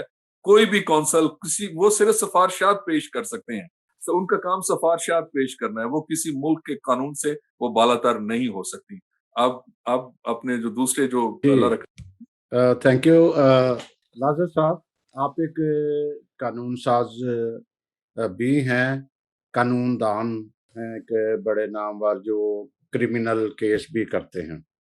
اب جو حالت دیکھیں, یہ گورنمنٹ جو ہے آرڈیننس پہ چل رہی ہے, سارے میرا قانون انہوں نے کوئی پاس نہیں کیے, اور آپ یہ جو اس طرح کے جبری تبدیلی مذہب اور شادی کے کافی سارے کیس لڑ بھی رہے ہیں, لڑے بھی ہیں آپ نے, اور دقتیں بھی دیکھی ہیں. ایک طرف آپ کا جو سول لا ہے, آئین ہے, تو دوسری طرف آپ کا شریعہ لا بھی آپ میں رکاوٹ جو ہے وہ ڈال رہا ہے. یہ ساری صورتحال بڑی بھیانک سی صورتحال ہے. دوسری طرف جیسے میڈم پہلے بتا چکی کہ ہماری کمیونٹی کے, جب میں نے بھی مینشن کیا کہ وہ تو بالکل کیا گگو بنے ہوئے ہیں, انہوں نے کوئی بیان نہیں دیا کہ یہ کیا ہو رہا ہے کیا نہیں, یا کوشش کریں گے, یہ بھی نہیں, قوم کو حوصلہ بھی نہیں دیا. سول سوسائٹی نے بہت اس طرح سے کیا. تو اب ہم کون سا دروازہ ہم کھٹکھٹائیں گے؟ یورپین یونین کا بھی دباؤ ہے, اقوام متحدہ کا بھی دباؤ ہے, تو اب کون سا دروازہ کھٹکھٹائیں, یا ہم کون سی ایسی حکمت عملی اپنائیں کہ جس سے باعزت طریقے سے منارٹی جو ہے وہ زندہ رہ سکے؟ جی جی, بہت شکریہ سیمسن بھائی, اور خاص کر ڈاکٹر محمد جوہر صاحب, آپ کو میرا بڑا پیار بڑا سلام, اور میں بڑا آپ کی باتوں سے متاثر ہوا. میں سیاست پہ اور یہ جو منگلہ صاحبہ نے فرمایا ان پہ شاید بات کرنے کی پوزیشن میں ہوں, لیکن میں قانون کے جو ہمارے ادارے ہیں جن میں ہماری جو عدلیہ ہے, خاص کر ہائی کورٹ, تو ابھی پچھلے دنوں چشمان کیس, ایک مائنر کرسچن بچی کا کیس آیا, لاہور ہائی کورٹ میں پیش ہوا ہے. ہمارے بہت ہی ایک فاضل جسٹس صاحب نے ایک judgment they the, finding they دی کہ مذہب تبدیل کرنے کے لیے ایج کی قطعاً کوئی ضرورت نہیں. تو اس پہ میں ایک سٹوری آپ کو بتاؤں کہ ایک سردار صاحب تھے, روزانہ ایک علاقے سے گزرتے, تو وہاں ایک بہت بڑا بیل جو ہے وہ بندہ ہوتا ہے, تو اس کے بڑے بڑے سینگ تھے. تو سردار صاحب کے ذہن میں خیال آیا کہ خدا نخواستہ اگر میری ٹانگیں ان کے سینگوں میں پھنس گئی تو کیا بنے گا. ہفتہ 10 دن وہ گزرتے رہے, جیسے ہی گزرتے تو وہ یہی سوچتے کہ اگر اس جو بیل کے سینگوں میں میری ٹانگیں آ گئی تو کیا بنے گا. بڑے ہی دن سوچو بچار کے بعد آخر تھک ہار کر سردار صاحب نے اپنی ٹانگیں جو ہے نا وہ بیل کے سینگوں میں پھنسا دی. تو بیل نے جھٹکا مارا, سردار صاحب کی دونوں ٹانگیں ٹوٹ گئی. ہسپتال پہنچ گئے تو کسی بندے نے پوچھا کہ جی ٹنگا لوا بیٹھے ہو, چنگا ہوا؟ تو سردار صاحب نے کہا چلے یار, یہ روز روز کی کنفیوژن تو دور ہوئی نا, یہ مسئلہ تو حل ہوا نا کہ جی اگر میری ٹانگیں جو ہے وہ یہ بیل کے سینگوں میں پھنس جائیں گی تو کیا بنے گا. وہ مجھے پتہ چل گیا کہ کیا بنے گا.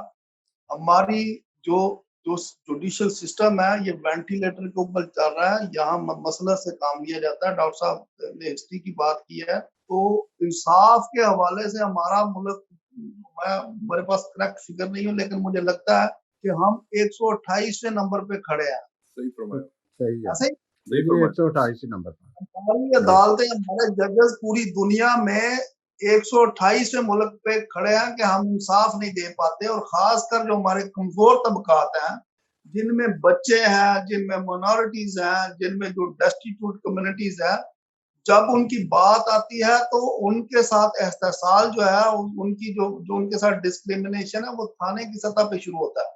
ये चंद केस होते हैं जो रिपोर्ट होते हैं ये माइनर बच्चियों के। तो पहली बात ये है कि ये क्रिश्चियन जो बच्चियां हैं इनको माले गनीमत समझा जाता है, हिंदू जो बच्चियां हैं इनको जो लुट का माल समझा जाता है। अब रियासत जो है वो यतीमों वाला सलूक करती है अपने जो माइनॉरिटीज हैं। जब भी इनके हकूक की बात आएगी तो मजहब आड़े आ जाएगा, क्योंकि यहाँ एक बहुत बड़ी तादाद में जो है वो बहुत बड़ी तादाद में जो एक्सट्रीमिज्म सोच के मालक हैं, जो माइंड सेट है, उसने हमारी रियासत को हॉस्टाइल बना के रखा हुआ है। वो अपनी मर्जी की लेजिस्लेशन करवाती है। जैसे इन्होंने फरमाया कि 200 खानदान जो है वो लेजिस्लेशन जब करवानी होती है, तो मैं ये समझता कि जो पार्लियामेंट में जो लोग बैठे हुए हैं उनको को ये मैंडेट उनके पास है ही नहीं कि वो किसी मौजू के ऊपर जो है वो कानून साजी कर सकें। अब ये जो एक बर्निंग इशू है और पूरी दुनिया ने इसकी हीट को महसूस किया है कि पाकिस्तान की माइनॉरिटीज चीख रही हैं, चिल्ला रही हैं। लोग अपनी छोटी छोटी मासूम बच्चियों को जब अपने हाथों से अदालतों में उनके अगवाकारों को सौंप के आते हैं और खाली हाथ लौटते हैं, तो अदालतों के ऊपर हमारा एक बहुत बड़ा सवालिया निशान खड़ा हो जाता है कि आपका चाइल्ड मैरिज रिस्ट्रेंट एक्ट 2013 किधर है, मेजॉरिटी एक्ट किधर है। क्या जो एक माइनर क्रिश्चियन बच्ची है या हिंदू बच्ची है, हम उसको एक पर्सन के तौर पे भी रियासत ले रही है कि वो एक इंसान भी है, या वो सिर्फ एक सेक्स टूल है कि उसके साथ आपने मजहब की आड़ में शादी की और रियासत ने और हमारे अदारों ने क्या दे दिया अगवाकार को, शादी के नाम पे ऊपर उस बच्ची का रेप करने का लाइसेंस दे दिया। कानून ये कहता है कि अपनी ही बीवी के साथ अगर उसकी उम्र 13 साल है, एक हस्बैंड अपनी बीवी के साथ सेक्स रिलेशन बनाता है तो वो रेप है। लेकिन बदकिस्मती से हमारी अदालतें इनमें जानबूझ के आंखें बंद कर लेती हैं, और जो निचली सतह माताहत अदालतें उनके तो टांगे थर थर कांपती हैं जब ऐसा केस सामने आ जाता है। आप देखिए 164 के बयान में पुलिस जो है उसमें तमाम जो जितने भी अहलकार होते हैं वो बच्ची का माइंड थाने से ही बनाना शुरू कर देते हैं। जो उसके साथ लेडी कांस्टेबल आती है वो उसके कान में बताती है कि जी तू है बयान देना। उसको जब रखा जाता है दरअल अमान में रखा जाता है तो वहां उसकी ब्रेन वॉशिंग होती है। समझना चाहिए कि क्रिश्चियन या हिंदू बच्ची को पहले आप नाबालिग तस्लीम करें। आपने अदालत ने ये वर्डिक्ट दे दिया कि जी क्योंकि वो फिजिकली तौर पे जो है वो बच्ची तैयार है, वो शादी करने के लिए वो रेडी है, तो ये अगर ऐसी बात है तो फिर ये चाइल्ड मैरिज रिस्ट्रेंट एक्ट 2013 को रिपील करें, खारिज करें इसको। हमें हमारे जो रिजर्वेशन हैं, अब अदालतों के ऊपर हमारी आंखें लगी हुई हैं कि देखिए ये चश्मान केस का है, इससे पहले पम्मी मुस्कान का केस आया था जिसमें एक माइनर क्रिश्चियन बच्ची को अदालत ने लाहौर हाई कोर्ट ने पेरेंट्स के हवाले कर दिया कि माइनर बच्ची का मजहब तब्दील करना अलग बात है, उसकी कस्टडी की जो क्वेश्चन है वो अलग बात है। अब ये खास कर ये पॉइंट समझने की जरूरत है कि जिन पेरेंट्स की लॉफुल कस्टडी से बच्चे को रिमूव किया जाएगा तो अदालत जो है वो कस्टडी को रिस्टोर करेगी 491 में। लेकिन यहाँ होता है कि कोई ऐसी कन्वर्जन हमें नजर नहीं आती जो शादी के साथ ना जुड़ी हो। तो जैसे ही कोर्ट में जाता है कोई ये माइनर बच्ची का केस, उसके साथ जो है वो मजहब तब्दीली का सर्टिफिकेट जाता है और एक निकाहनामा जाता है। अब अदालत बच्ची का बेफाम भी है, उसका बर्थ सर्टिफिकेट में है जो इंडिकेट कर रहा है कि इस माइनर बच्ची की उम्र 13 साल है, 12 साल है, 14 साल है। इसके बावजूद अदालतें जो है वो खुसूसी तौर पर वो एक जो अपना जिसको कहते हैं ना कि एक ओपन एंड शट केस जो है वो नहीं बनाती। तो मेरी रियासत पाकिस्तान से, अदारों से, जो हमारे चीफ जस्टिस साहब उनसे अपील है कि जो क्रिश्चियन बच्चियां हैं, जो हिंदू बच्चियां हैं या दीगर अकलियतों की बच्चियां, अगर उनकी उम्र 18 साल नहीं है तो आप उनको पहले नंबर पे नाबालिग तस्लीम करें क्योंकि वो नाबालिग हैं। दूसरे नंबर पे ऊपर उनकी कन्वर्जन के ऊपर ये जो बिल आया है, ये मैंने पहले भी अपने ख्यालात में ये अर्ज की थी कि कोई आपको बच्चा नजर आता है जो कन्वर्ट हुआ। ये तकरीबन हर साल 1000 के करीब जो क्रिश्चियन और हिंदू जो माइनर बच्चियां हैं वो मजहब की आड़ में और शादी की आड़ में जो है वो निकल जाती है। इसीलिए اس ملک میں منورٹیز کی جو تعداد ہے وہ کم ہوتی جا رہی ہے، سکڑتی جا رہی ہے، شرنک ہوتی جا رہی ہے، کیونکہ ہماری جو مستقبل کی مائیں ہیں وہ مذہب کی بھیڑ چڑھ رہی ہے۔ جی ہاں جی فیصل، اب جی ہم جی چلتے ہیں ریورنڈ ڈاکٹر بابر جار کی طرف، جو ایک بڑے شعلہ بیان بھی ہیں، آج خاص تیاری میں بھی بیٹھے ہوئے ہیں۔ میں ان سے ایک یہ بھی پوچھنا چاہوں گا، ہمارے جو پہلے بھی میں ایک کویشچن کر چکا ہوں کہ ہمارے سلیکٹڈ جو ممبر ہیں، حکومتی ممبر ہیں، اگر تو وہ کچھ نہیں بولیں گے، خاموش رہیں گے، ہمارا میڈیا بھی بعض اوقات کہتا ہے کہ زیادہ جتنا اچھالو وہ اریٹیٹ ہوتے ہیں ملا لوگ، وہ زیادہ انتہا پسند جو ایک ہے وہ ہوتے ہیں، یہاں تو وہاں تو سینیٹر اس قسم کے منافق ہیں، اس طرح بولتے ہیں یا دوسرے بولتے ہیں، تو پھر ہماری لیڈرشپ تو ہم تو بس گئے۔ تو میں اسی پہ چاہ رہا ہوں کہ آپ اسی پہ تھوڑا سا بات کریں کہ ہماری حکمت عملی۔ ایک بات ابھی آپ نے، کیونکہ آپ ایک مذہبی اسکالر بھی ہیں، پولیٹیشین بھی ہیں، بڑی ساری تعریفیں بھی ہیں، بات ابھی تک واضح یہ نہیں ہو سکی کہ یہ جو نور الحق قادری نے یہ کہا کہ یہ تو شریعت کے بھی منافی ہے، آئین کے بھی منافی ہے، پھر انسانی حقوق کے منافی ہے، اگر چاند لانے یہ بھی بتا کے آگے بڑھے تو میرا خیال زیادہ بہتر ہو جائے گا، آج کا ٹاپک بھی ہو جائے گا ہمارا۔ جی پہلے نمبر سیمسن صاحب، پہلے نمبر پہ تو بہت بڑی زیادتی ہے کہ یہ منورٹیز کے ساتھ، منورٹیز کی وزارت ہوا کرتی تھی، وہ انہوں نے ختم کر کے، جی تو اس کو پہلے ختم کر کے پھر وہ دوسری وزارت آ گئی، وہ انسانی حقوق کی صفائی آئی، انسانی، تو وہ اس پہ انہوں نے وہ انٹرفیتھ آ گئی، اچھا انٹرفیتھ ہارمونی کی وزارت آ گئی، اس پہ اسٹیٹ منسٹر لگا دیا وہ ختم کے ساتھ۔ اس کے بعد پھر انہوں نے اس کو ختم کر کے تو پھر اس کے ساتھ انسانی حقوق جوڑ دیا۔ خیر برکیف انسانی حقوق کی وزارت تو پہلے سے تھی، وہ تمام ملکوں میں ہے، اس کی وہ الگ بحث کی، لیکن جو انہوں نے منورٹیز کی جو وزارت جو تھی الگ سے، جو منورٹیز کے ایشو ڈیل کیا کرتے تھے، اس کو ختم کیا۔ آج صبح سے میرے ذہن میں ایک بات چل رہی تھی، شہباز بھٹی صاحب، شہباز بھٹی، وہ ان کی وزارت کے بعد میرا خیال اس کے بعد کوئی دوسرا وزیر نہیں آیا، اس کے بھائی کو لگایا گیا، پھر وہ وزارت پہ پہلے وہ بندہ چھین لیا کسی نہ کسی طریقے سے، ان کا جو آج تک ان کا مرڈر ہے وہ بھی ایک راز کے طور پہ، اس کی وہ بھی ابھی تک وہ سامنے کوئی چیز نہیں آ سکی، پہلے وہ بندہ چلا گیا، پھر اس کے بعد وہ وزارت چلی گئی۔ تو یہ کیا ایک سوچا سمجھا ایک منصوبہ ہے، کیا یہ ایک پلان ہے کہ جو بندہ بولنے والا ہو پہلے اس کو راستے سے ہٹاؤ اور پھر اس وزارت کو ہی ختم کر دیا؟ تو میں سمجھتا ہوں کہ بنیادی طور پہ یہ ایک بہت بڑی حق تلفی ہے کہ اس کی وزارت کا ختم کرنا، اور دوسرا جو بندہ آپ کے فیتھ کو سمجھتا ہی نہ ہو، جس کا دور سے تعلق ہی نہ ہو منورٹیز کے ساتھ، منورٹیز کو جو درپیش جو مسائل ہیں اس سے واقف ہی نہ ہو، وہ آپ کا کیسے ترجمان ہو سکتا ہے؟ اور دوسرا ہمارے جو وہاں پہ جو سلیکٹڈ جو ممبران ہیں اور جو ان کا نقطہ نظر ہے، وہ جو جس سینیریو میں جس پانی میں وہ ہوتے ہیں، وہ وہاں کی جو سچویشن باہر آ کے لوگوں کو بتاتے ہیں، وہ اپنا ڈر اپنا خوف جو بتاتے ہیں، وہ ٹھیک کہتے ہیں بیچارے، وہ جتنے جوگے ہیں بیچارے وہ ٹھیک کہتے ہیں۔ اور آپ دیکھیں کہ یہ جتنی مرتبہ بھی جب یہ اسمبلیز کے اندر اور اپنے اپنے فورم پہ بولنے کی کوشش کرتے ہیں، بلز لے کے آتے ہیں، وہ اس کو اٹھا کے پرے پھینک دیتے ہیں۔ یہ وہ خیبر پختونخوا کی اسمبلی کے اندر انہوں نے وہ ایک جو سکھ ممبر جو تھے ان کو پارلیمنٹ سے انہوں نے باہر تک نکال دیا دھکے مار کے۔ تو یہ تو اوقات ہے۔ اور یہ پچھلے دنوں یہ سکولز کا واقعہ چل رہا تھا، بڑا وہ اوپر تھا، سارے میڈیا میں آیا، یہ فیصل آباد کے جو سکولز جو تھے، تو اس کی جو ڈاکومنٹس میرے پاس آئے، بشپ افتخار اندریاس نے بھیجے، تو وہ تو سب کے سب جتنے ممبران تھے پارلیمنٹ کے، ان کے سائن سگنیچر، ان کی سفارشات پرائم منسٹر کو بھیجا، اس کو اٹھا کے انہوں نے کیا کیا، وہ سکولز آج تک وہ ویسے کے ویسے ہی ہیں، وہاں ویسے کے ویسے گندے جو گٹر ہیں، جو وہ جہاں پہ پانی وہ گندا ڈرین ہوتا ہے، وہ وہاں کے ویسے ہیں۔ تو ہمارے جو ممبر پارلیمنٹ جو ہیں، جو ممبران ہیں، جو ہمارے فاضل ممبران ہیں، ہمارے لیے تو انتہائی قابل قدر ہیں، کیونکہ وہ ہمارے ممبران ہیں، خواہ وہ سلیکٹڈ ہوں خواہ وہ الیکٹڈ ہوں، لیکن ان بیچاروں کی دال نہیں گلتی، ان بیچاروں کی دال نہیں گلتی، وہ جو کچھ آپ کو کہتے ہیں وہ ٹھیک کہتے ہیں۔ اچھا میں واپس آتا ہوں کہ یہ جو اسلامک قوانین جو ہیں، ان کا غیر جو مسلم جو ہیں ان پہ اطلاق نہیں ہوتا، یہ بات میری لکھ لیں، جو غیر مسلم ہیں، مسیحی ہیں، کرسچنز ہیں، ہندو ہیں سکھ ہیں ان پہ اسلامک قوانین کا اطلاق نہیں ہوتا.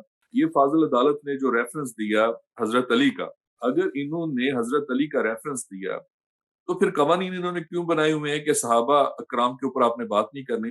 صحابہ کرام کے اوپر بات کرنے سے، ایون کے اشاروں میں بھی بات کرنے سے، یا وہ بندہ اس کی باڈی لینگویج سے بھی اگر کوئی ایسی چیز ہو تو اس پہ بھی وہ قدغن لگ جاتی ہے، اس پہ بھی وہ قوانین حرکت میں آ جاتے ہیں اور اس پہ بھی چھاپ لگ جاتی ہے. یہ گستاخ ہے. اگر تو آپ نے یہ ریفرنس دینے ہیں تو پھر ایک ڈبیٹ عام کر دیں کہ جو اسلام کے اندر جو اسلاف ہیں، جو بزرگان دین ہیں، جو صحابہ کرام ہیں، ان کے اندر جو فیملی کا جو لا سسٹم تھا اس کو ڈبیٹ میں لایا جائے. وہ کون سا فیملی لا سسٹم تھا اور وہ کس طرح سے آپریٹ کر. اب وہاں پہ تو ایسی مثالیں ہیں کہ کیا وہ آج ان کو اپلائی کیا جا سکتا ہے کہ ایک رشتے میں ایک نانا ہو اور وہ اپنی رشتے کے اعتبار سے بیٹی کے ساتھ کیا اس کی شادی ہو سکتی ہے؟ کیا ایک چچا بھتیجی کے ساتھ شادی کر سکتا ہے؟ اور کیا ایک شخص کی بڑی عمر کا ہے وہ کیا وہ 9 سال کی، 6 سال کی، 8 سال کی، 10 سال؟ تو دیکھنا یہ ہے کہ اس کے اوپر بہت ساری ڈیبیٹس ہو چکی ہیں مین سٹریم میڈیا کے اوپر بھی، اور بہت سمجھدار اور بڑے دانشور اور بڑے محقق لوگ موجود ہیں پاکستان میں جنہوں نے اس کے اوپر ڈیبیٹس کی ہیں. اب دیکھنا یہ ہے کہ ان کی ڈیبیٹس کے مطابق اب تک کیا ثمرات ملے. یا تو آپ ان چیزوں کو آپ گفتگو میں لے کے آئیں، وہ قدغن آپ اوپر سے اٹھا دیں، اور دیکھنا ہے کہ فیملی جسٹس سسٹم کس طرح کا ہونا چاہیے، فیملی کا سسٹم کس طرح. اب سندھ میں 18 سال ہے نکاح کی عمر، پنجاب میں وہ 16 سال کی ہے. اسی طرح جو سرحد ہے خیبر پختونخوا وہاں پہ اور ہے، بلوچستان میں اور ہے. تو دیکھنا یہ ہے کہ یہ جو یہ جو 5 صوبے جو ہے، پہلے تو ان کو اپنے سسٹم کے ساتھ ان کو انٹیکٹ کر کے ایک ہی سسٹم پورے تمام صوبوں کے اندر جو اپنے ان کے ایڈمنسٹریشنل جو نظام ہے اس میں آپ ان کو جو بھی 18ویں ترمیم سے آپ نے جو بھی ان کو نوازا وہ آپ کریں. لیکن جو مجموعی طور پہ ایک ہی طرح کا قانون ہونا چاہیے، فیملی سسٹم ایک ہی طرح کا پورے ملک میں ہونا چاہیے. لیکن آپ جو بھی اپنے شریعہ لا سے اپنا فیملی سسٹم آپ کرنا چاہتے ہیں، آپ کو اجازت ہے. آپ پہ تو کسی نے کوئی قدغن نہیں لگائی، آپ کو تو کسی نے روکا نہیں ہے. اگر آپ چھوٹی عمر کی بچیوں کی شادی کرنا چاہتے ہیں یا نہیں کرنا چاہتے، یہ آپ کی ثوابدیدگی ہے، آپ کا اپنا وہ ہے. لیکن جو غیر مسلم ہیں، جس میں کرسچنس ہیں اور ہندو ہیں، پارسی ہیں، سکھ ہیں، ان کا جو اپنا سسٹم ہے ان کو اپنے سسٹم سے آپریٹ کرنے دیں. تو یہ اللہ رکھا صاحب آپ ضرور اس پہ روشنی ڈالی گئی ہے. بعد میں ضرور آئندہ جو ہماری ڈیبیٹ ہوگی، جو جس طرح سے سیول لا ہے، کامن لا ہے، ریلیجیس لا ہے اور شریعہ لا ہے، اگر بہت سارے ملکوں میں یہ اگر اکٹھے یہ قوانین اگر چلتے ہیں یا ان کو اکٹھا لے کے چلا جاتا ہے، تو ان ملکوں کے اندر اس بات کی بڑی احتیاط رکھی جاتی ہے کہ جو اس دین سے متعلقہ نہیں ہے اس پہ اس کا اطلاق نہیں ہوگا. اس کو واضح رکھیں. اگر ایک بچی جو ہے وہ ایک کرسچن ہے، وہ غیر مسلم ہے، تو اس پہ وہ اطلاق نہیں ہو سکتا. پہلے نمبر پہ تو عمروں کا جو تعین جو ہے اس کا جو درست جو ریکارڈ جو ہے، آپ پہلے تو وہ طے کر لیں کہ آپ کس کو مصدقہ مانتے ہیں. جیسے آرزو راجہ کے کیس میں وہ نادرا کا ریکارڈ آیا اور چرچ کا ریکارڈ آیا، اس پہ اتنے مطلب وہ ڈیلے ٹیکٹس یوز کیے گئے کہ اس کو جان بوجھ کے اس کو فیور دی گئی جو کلپریٹس جو تھے. تو اس طرح کے جو ڈیلے ٹیکٹس جو یوز کیے جاتے ہیں، پھر اس کو وہ بھیج دیا گیا جی وہ میڈیکل کے لیے. تو بعد میں بھی وہ چیزیں ہیں. تو پھر تو پہلے تو یہ ڈیسائیڈ کر لیں کہ جو ادارے جو ملک نے بنائے ہوئے ہیں، جو ریاستی ادارے ہیں، ان کو آپ کس طرح سے ان کو ویلڈ مانتے ہیں، کس طرح سے آپ ان کو اوتھینٹک مانتے ہیں. یا تو وہ آپ ادارے وہ بنانا بند کر دیں، یا تو عام ہی جنگل کا قانون لے. تو بہت سارے فلاس ہیں، بہت ساری ایسی چیزیں ہیں. اور اب دیکھنا یہ کہ اگر کوئی ایک جو جنگل کے جو قبیلے ہیں، جو ٹرائبس ہیں، ان کا بھی اپنا ایک فیملی لا سسٹم ہوتا ہے. انہوں نے بھی اپنے رسم و رواج کے مطابق چلتے ہیں. ہر ملک کے اندر اور ہر ایک قبیلے کا ہوتا ہے. لیکن چونکہ یہاں پہ بات ہے پاکستان کی، تو پاکستان کے اندر صرف مسلمان ہی نہیں رہتے، وہاں پہ بے شمار اور منورٹیز ہیں، ان کے اپنے اپنے عقیدے ہیں، اور وہ ایسے عقیدے ہیں جو اسلام سے پہلے کے ہیں تاریخ کے اعتبار سے. جیسے کرسچینٹی ہے، ہندوازم ہے اور بدھزم ہے، یا پارسی لوگ ہیں. یہ مطلب ان کی تاریخ دیکھ لیں آپ. ہو سکتا ہے میرے کچھ لفظوں میں کچھ आगे पीछे हो तो मैं माजरत चाहता हूँ, लेकिन आप उसको उसी तरीके से एहतराम करें जो अगला बंदा जो उसका बिलीव है, आप उसको उसी तरीके से अपने पैरामीटर्स में रह के जो कुछ उसका है आप उसमें इंटरफेरेंस नहीं कर सकते। अगर इंटरफेरेंस आप करते हैं तो ये ह्यूमन राइट्स की वायलेशन है। आप आर्टिकल 9 आपने क्यों दिया, आर्टिकल 25 आपने क्यों दिया? अगर उसी तरह की आजादी नहीं है तो फिर आप आर्टिकल 9 को खत्म कर दें, आर्टिकल 25 को खत्म कर दें। और ये 73 के आइन की जितनी तारीफें बयान की गई हैं, ये सारा वही कॉमन लॉ है। उसके इन्होंने एबीसी के जो उसके पैराग्राफ है वो इन्होंने आगे पीछे उलट पुलट करके वो चेंजेस किए हैं, बाकी सारा वैसे का वैसे कॉमन लॉ ही है। तो इसके अंदर अब अगर जो नई चीजें अगर इसके अंदर अमेंड्स की गई हैं, जो शरिया लॉ लेके आए हैं, तो इनको देखना ये चाहिए कि पूरी दुनिया के अंदर जो दूसरे जो 52 मुल्क हैं, बाकी जो इस्लामी मुल्क हैं, वो किस तरह से शरिया लॉ को किस तरह से वो अपने लोगों के ऊपर उसको लागू करते हैं, वो किस तरह से उसकी प्रैक्टिसेस करते हैं और किस तरह से वो उसको अलग-अलग करके करते हैं। तो मेरा ये कहना है बिल्कुल साफ, शगाफ और वाज़ेह लफ्ज़ों में कि गैर मुस्लिम जो हैं, वो मसीही हो, हिंदू हो और कोई भी हो, उस पे इस्लामिक जो शरिया लॉ जो है, उनका इतलाक नहीं होता। अल्लाह रखा साहब इसकी इंटरप्रिटेशन कर दें। जी बहुत शुक्रिया, थैंक यू वेरी मच। अभी आपने बड़ी डिटेल में ये चीज़ें बताई। मैं एक चीज़ शेयर करता हूँ कि ये 2019 की बात है, क्योंकि ये कहा जाता है कि जी पाकिस्तान में जब भी रमज़ान का महीना आता है तो ओपनली कुछ भी खाना पीना, रेस्टोरेंट्स बंद होते हैं और वो सारा कुछ। तो उसके ऊपर मैंने थोड़ा रिसर्च किया और मैंने देखा कि पाकिस्तान के अंदर कोई तकरीबन 40% की आबादी के ऊपर आप ये कानून, आप ये बात लागू नहीं कर सकते, क्योंकि उनमें माइनॉरिटीज़ शामिल हैं, उनमें बुज़ुर्ग शामिल हैं, उनमें बच्चे शामिल हैं, उनमें ऐसे लोग शामिल हैं जो मेडिसिन्स पे हैं।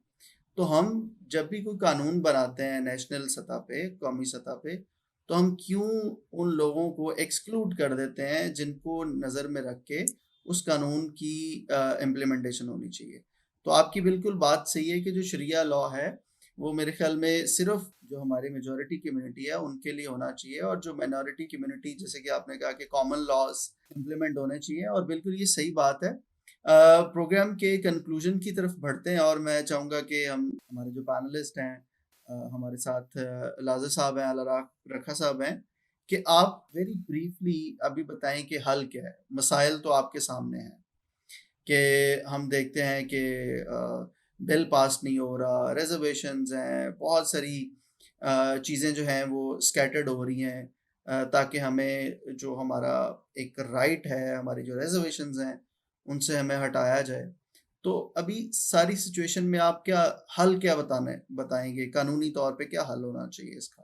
फैसल भाई, इसका हल जो है वो यही है कि ये चाइल्ड मैरिज स्टेट एक्ट 2013 है, इसको बिला तफरीक मजहब मसलक जो है वो तमाम शहरियों के ऊपर लागू करें, और ये जो इस पे कानून साजी हो कि अगर कोई बच्चा मजहब तब्दील करना चाहे तो उसकी उसी रोज शादी जो है वो उसको रोका जाए, और उसको किसी इस्लामिक अदारे में कोई अगर बच्ची है 3-4 साल, जितनी भी उसकी 18 साल से उम्र कम रहती है, उसको वहां भेजें, वहां जाके वो इस्लामिक तालीमात हासिल करें और उसके बाद आके वो अपने इस रिलीजन की प्रैक्टिस करें। पीछे उसके जो मोटिव होता है वो शादी होती है। और मैं माजरत के साथ इतने बड़े शख्सियात बैठी हुई हैं, आप जैसे महान लोग बैठे हो, खासकर डॉक्टर साहब जैसे, तो यहाँ इन मैटर्स में सेक्स जो है वो मजहब से ज्यादा पावरफुल होता है। जो अपोजिट सेक्स की अट्रैक्शन है वो किसी भी मजहबी अट्रैक्शन से ज्यादा होती है। ये लोगों को समझने की जरूरत है, अदालतों को भी समझने की जरूरत है कि अगर किसी बच्ची के वो इस वो दौर से अपने गुजर रही है तो हीट ऑफ द मोमेंट में जाके ये फैसले होते हैं। उसको अगर टाइम मिलेगा और उसका जो कल्प्रेट है या उसका जो अगवाकार है उससे उसको उसकी कस्टडी जो है कम से कम उसके ऊपर कानून साजी होनी चाहिए कि माइनर बच्चा है भी तो उसकी कस्टडी का जो कानून कहता है कि हकदार उसका जो गार्डियन है, लॉफुल गार्डियन है, वो है। लेकिन जब हम एक छोटे बच्चे को उसके अगवाकार के रहम करम पे छोड़ जाते हैं तो वो उसका जिनसी एहसाल करता है। तो बहुत सारे जो जो जूरिस्ट हैं, जो बहुत सारे मुफक्किरीन बैठे हुए हैं, ये आप समझते हैं कि कोई बच्चा अगर ना भी चाह रहा हो तो उसको हीट ऑफ मोमेंट में जाके स्टिमुलेट कर दिया जाए तो वो सेक्सुअल एक्टिविटी करने के ऊपर राजी हो जाता है।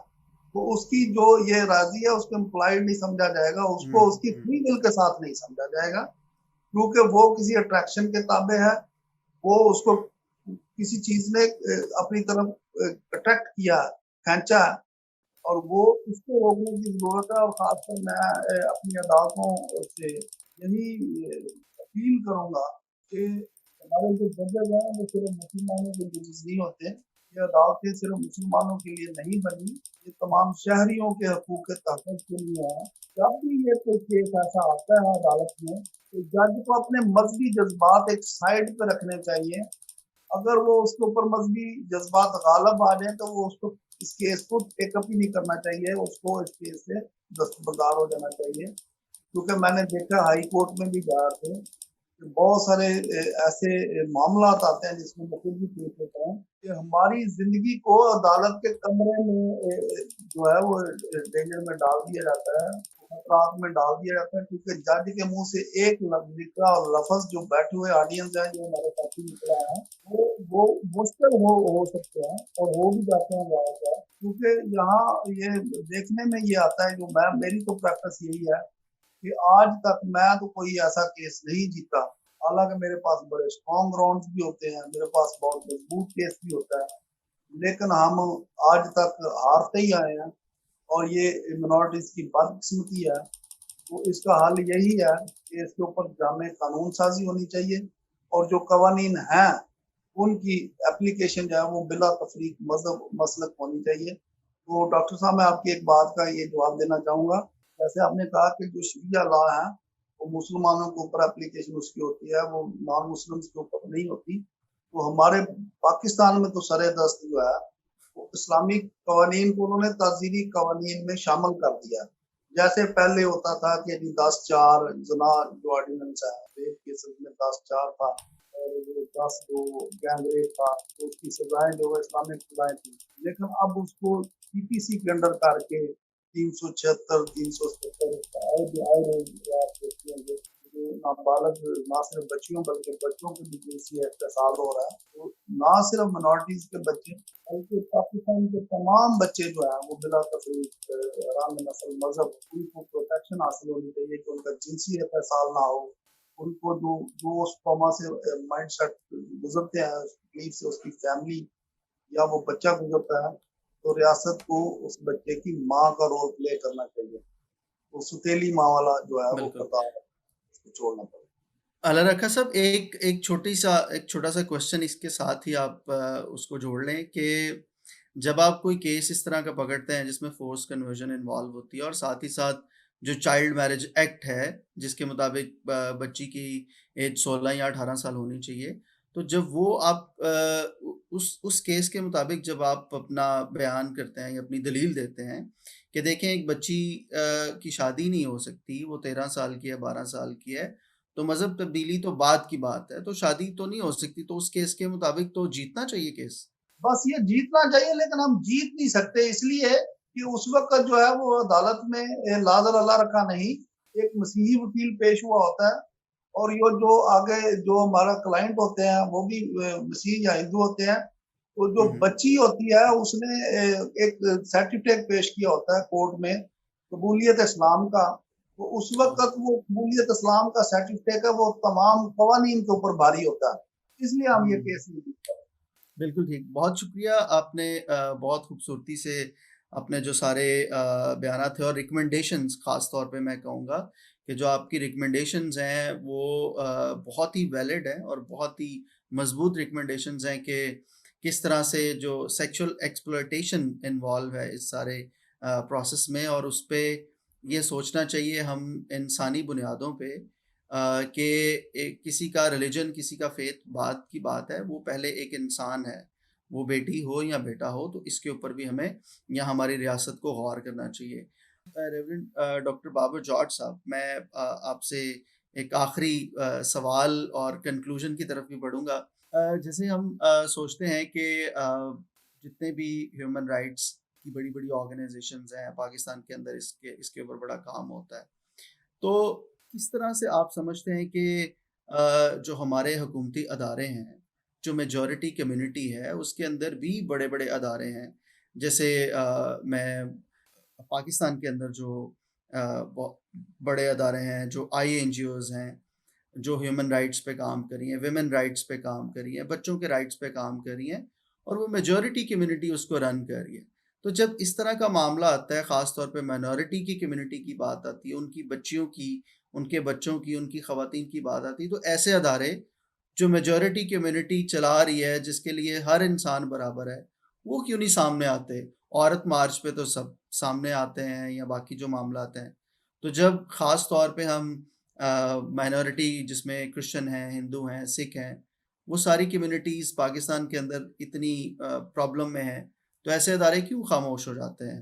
اس پہ تھوڑی سی جی جی بات کیجیے گا، اور ساتھ ہی حل کی طرف بھی جی بالکل اشارہ کیجیے گا. بالکل. اللہ رکھا صاحب نے کچھ اشارے جو دیے وہ بہت ہی دبے لفظوں میں، اشاروں میں انہوں نے ساری چیزوں کا احاطہ کیا. انہوں نے کہ جہاں پہ اسلامک سرٹیفکیٹ کی بات آتی ہے تو وہاں پہ پھر کمرہ عدالت میں بھی جو ایک ایک جو لفظ ہے وہ بھی وہ کسی کی زندگی، کسی کی موت کا سبب ہو سکتا ہے، اور یا جنگل میں آگ کا سبب ہو سکتا ہے. تو انہوں نے بڑی زبردست باتیں کی، اور وہ بیچ میں جو باتیں انہوں نے کی سیکس ٹولز کے حوالے سے، کہ بچوں کو سیکس ٹولز کے حوالے سے یوز کیا جاتا ہے، تو یہ ایک بہت بڑی سٹڈی ہے. ایکچولی آج میں اس طرف نہیں جانا چاہ رہا تھا، تو میں اوائڈ کر رہا تھا، چونکہ اس کو اگر چھیڑ دیں تو ایک بہت بڑا سبجیکٹ ہے. تو یہ ایک ٹرم ہے آبجیکٹ، اس کو کہتے ہیں، جو تو ایک تو ہم اپنی تحریروں میں آبجیکٹ یوز کرتے ہیں، ایک سیکس آبجیکٹ اس کو یوز کرتے ہیں. اب سیکس آبجیکٹ جو ہے، اس کے لیے جو سیکس کا ارادہ رکھنے والا جو ہے، جو جنسی ارادہ رکھنے والا، اس کے سامنے اپوزٹ کوئی بھی کیوں نہ ہو، اس کو اس سے کوئی سروکار نہیں، اور وہ اس کو as a object he use کرتا ہے.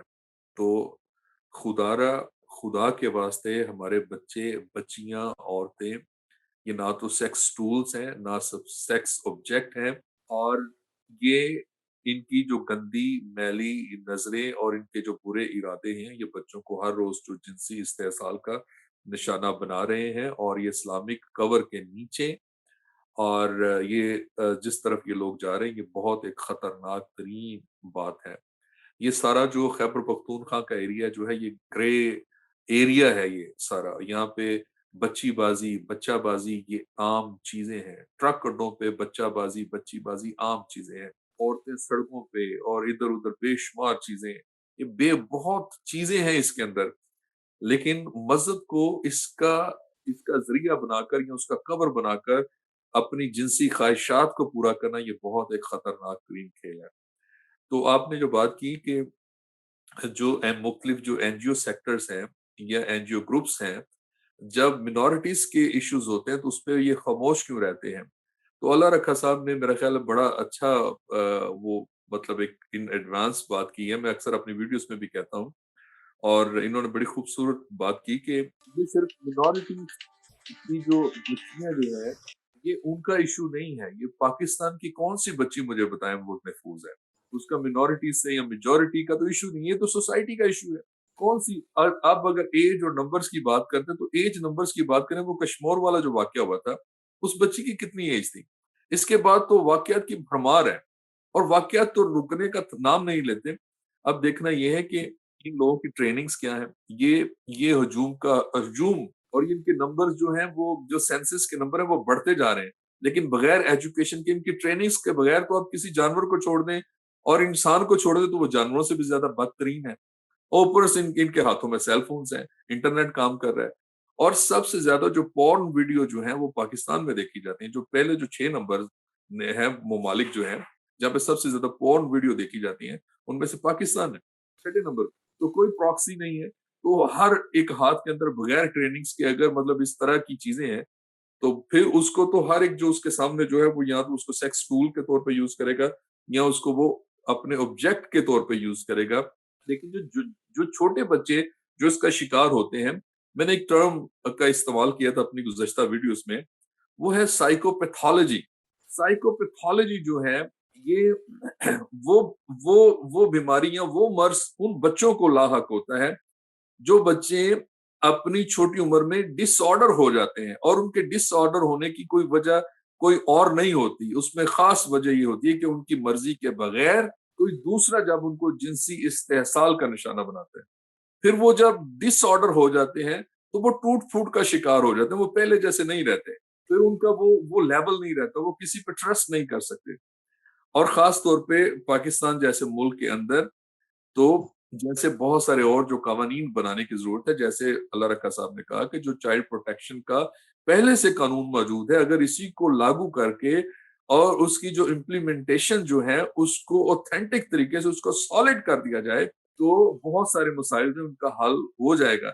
ये सिर्फ मिनॉरिटी मेजॉरिटी की नंबर्स की बात नहीं है, ये सारा एक कम्युनिटी का एक इशू है। लेकिन इसके ऊपर अगर आप देखें कि अगर मार खा रहा है अगर बंदा, क्रिश्चियंस या मिनॉरिटीज के बंदे अगर मार खा रहे हैं, तो मैं फिर वापस आऊंगा कि ये महरूम तबका है, इसको टारगेट करना बहुत ज्यादा इजी है उनके लिए। इसीलिए अल्लाह रखा साहब ने कहा कि अदालतों में हम ज्यादा जो नंबर से हम हार जाते हैं, वो ये नहीं कि ये हारे होते हैं, ये हारे नहीं होते, ये जीते होते हैं। इन ये पूरे जो अपने जो सारे एविडेंसेस जो पेश करते हैं, उसके इंटरनल एविडेंसेस, एक्सटर्नल एविडेंसेस, और या उसके जो क्राइम के अंदर जो जो सीन क्राइम होता है उसकी चीजें, वो ये सारी चीजें अपनी बड़ी वैलिड पेश करते हैं।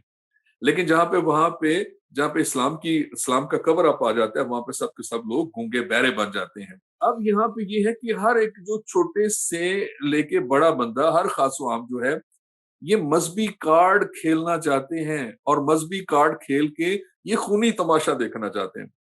अब कोई किसी बंदे के मुंह से अगर कोई ऐसी बात निकल गई तो वो मजहबी इशू हो जाएगा। जब मजहबी इशू हो जाएगा तो फिर तो बड़ा आसान है। एक्सट्रीमिज्म बहुत ज्यादा आम है, मदरसाइज्म बहुत ज्यादा आम है, उन लोगों को इकट्ठा करना, उन्होंने ना आगा देखा, ना पीछा देखा, ना सर देखा, ना पाँव देखा, वो लोग मुश्तिल करके मॉब बना के किसी पे भी, इन्होंने तो थानों को नहीं छोड़ा, सरकारी अमलाक को नहीं छोड़ा, मसाजिद को नहीं छोड़ा, मंदिरों को, चर्चिस को नहीं छोड़ा। डॉक्टर साहब सॉरी, मैं ये जानना चाहूँगा कि मुख्तसरन हल क्या है? मतलब ये सारी सिचुएशन तो हम डिस्कस कर रहे हैं कि इट्स वेरी हल ये है कि मजहब का और रियासत का, मजहब और रियासत ये दोनों अलग चीजें। अगर तो रियासत को आबाद रखना है तो मजहब को, मसलक को, अदयान को, इन चीजों को अलग करके रियासत को अगर आगे लेकर चलना है तो उसके अंदर जो रियासती कवानीन है उसकी इम्प्लीमेंटेशन जो है उसको वैलिड करने के लिए आपको हर कुर्बानी से गुजरना पड़ेगा। आपको हर तरह के थ्रेट में से भी गुजरना पड़े तो आप उसमें से गुजर जाइए, ताकि हर खासो आम, हर शहरी जो है उसका किसी भी मजहब, मसलक और किसी भी कीदे से ताल्लुक हो वो महफूज हो, और हर उम्र का, खा वो बुजुर्ग हो, नौजवान हो, बच्चा हो, औरत हो, वो महफूज हो। ये तब होगा जब रियासती अदारे जो हैं वो उस डर और उस खौफ से, और अदालतें उस डर और उस खौफ के नीचे से निकल के वो करें जो कानून उनको कहता है। कवानीन तो मौजूद है, लेकिन उसके अंदर जो मजहबी कार्ड खेला जाता है हमारे मौलवी भाइयों को और इस्लामिक अदारों को खुश करने के लिए कि देखें जी हमने आपको खुश कर दिया, आप भी हमारे साथ खड़े रहे। और ये तो पहले से, इलेक्शन से पहले तो डील सेट हो जाती है, एक ना एक दो चार जो इस्लामिक जो ग्रुप्स हैं उनको साथ मिला के हमने इलेक्शन में जाना है, इनको साथ मिलाएंगे तो फिर जो दूसरे वाला, सामने वाला जो ग्रुप आएगा तो फिर हम अपने मजहबी कार्ड खेलेंगे। तो ये मजहबी कार्ड जो है ये हर जगह पे है। बहुत शुक्रिया डॉक्टर साहब। जैसे कि आप सबने सुना हमारे पैनलिस्ट को, बहुत ही खूबसूरती के साथ सबने उन सवालात के और उसके अलावा जो उनकी एक्सपर्टीज हैं, एक्सपीरियंसेस हैं, उसके हवाले एक बात मैं ऐड करना चाहता हूँ। हमने पड़ोस का जो मुल्क है, हमसाया मुल्क अफगानिस्तान, वहाँ के तालिबान तो हमें बड़े अच्छे लगते हैं, लेकिन क्या हम पाकिस्तान का निजाम तालिबान के हाथों में दे सकते हैं? जी बहुत शुक्रिया। इस सोच के ऊपर भी आप नाज़रीन जितने हमें सुन रहे हैं, देख रहे हैं, ज़रूर सोचिएगा कि हम किस तरफ जा रहे हैं, क्या हमारी डगर, क्या हमारी डेस्टिनेशन, क्या हमारी जो डायरेक्शन है वो ठीक है। हम सब क्योंकि शहरी हैं और बाअक़ल बासमझ हैं, हम अपनी हुकूमत को सोशल मीडिया के ज़रिए से, डिफरेंट कैंपेन्स के ज़रिए से इन तमाम मसाइल से बाखबर कर सकते हैं। हालांकि हम समझते हैं कि हुकूमत इन सारे मसाइल से بہت اچھے طریقے سے باخبر ہے، لیکن کیوں وہ ڈیسیجنز نہیں لیتی، کیوں وہ اس طرح سے ان تمام فیصلوں کو جاری نہیں کرتی جو عوام کے لیے اچھے ہیں، جو مائنورٹی کمیونٹی کے لیے ٹھیک ہیں، وہ آرام سے سکون سے رہ سکتے ہیں. سو اس ساری ڈسکشن کو کنکلوڈ کرنے کے لیے میں سمسن صاحب کو انوائٹ کرتا ہوں کہ وہ جی فیصل بہت شکریہ. پروگرام کا اختتام. اور میں سب جتنے بھی ہمارے پینلسٹ تھے ان کا شکریہ ادا کروں گا. بڑی خوبصورتی سے انہوں نے حال بھی بتایا، بات بھی کی، اور سب سے بڑا یہی ہے کہ مذہبی کارڈ اور ریاستی کارڈ جس طرح قائد اعظم نے کہا کہ مذہب کا جو ہے وہ ریاستی امور میں اس کا کوئی عمل دخل نہیں، ہر بندے کا اپنا عقیدہ الگ الگ ہے، اس کو آزادی ہے. جب تک یہ چیز وہاں پاکستان میں نہیں آتی، منارٹیز کیا عام آدمی بھی وہاں خوش نہیں رہ سکتا. اسی طرح ہم نمبر بڑھاتے رہیں گے اور ساری دنیا کے سامنے جو ہے ہمیں شرمندگی اٹھانا پڑے گی. میں ایک بات ضرور کہنا چاہوں گا کہ فیس بک میں بڑی عجیب و غریب سننی پڑتی ہیں، اس طرح پڑھنی پڑتی ہیں پوسٹ. بہت سارے لوگ کہتے ہیں، کئی بہت اچھے لوگوں نے اس طرح اویئرنیس کے پروگرام شروع کیے ہیں تاکہ آگے بڑھے. ہم ریاستی قانون یا وہاں تو ایک ٹائم لگے گا، کیوں نہ ہم اپنے بچوں کو کنٹرول کر جائیں، یا کیوں ہم ان کو پروٹیکٹ کر جائیں، یا ہم بچائیں ان کو اس وحشی درندوں سے اس طرح. لیکن بیچ میں کوئی ایسا ہی اٹھ کے سر پھرا کہہ لے یا بڑا لیڈر کہہ دیتا ہے، ان کا کیا فائدہ ایسی تحریکوں کا؟ بہتر ہے کہ خود ہی مر مٹ جاؤ. اب کس سے لڑو گے؟ وہ بندہ تو نہیں لڑے گا. پھر اگر کوئی دور سے کرتا ہے، وہ کہتے ہیں آپ تو ہمارے جنازے کو کندھا دینے بھی نہیں آؤ گے اتنی دور. یا کوئی بھی اس طرح کی اس وقت باتیں کرنے کی بجائے ہم چاہے باہر ہیں چاہے کہیں بھی ہیں، اور لوکل پہ انتہائی مطلب پاکستان میں یہ ذمہ داری لوگوں کی بنتی ہے کہ وہ اس وقت سر جوڑ کر وہ دیکھیں کہ مستقل حال کیا ہے. اگر ہم مستقل حال اپنی دیواریں سٹرانگ کر لیں گے، مضبوط کر لیں گے، تو ہمیں یہ جو قانون شریعہ لا آ جائے یا کوئی بھی آ جائے، شریعت آ جائے، لیکن اگر ہماری دیواریں، ہمارے قلعے کی دیواریں مضبوط ہو جائیں گی تو میرا خیال ہے بہتر ہو جائے گا.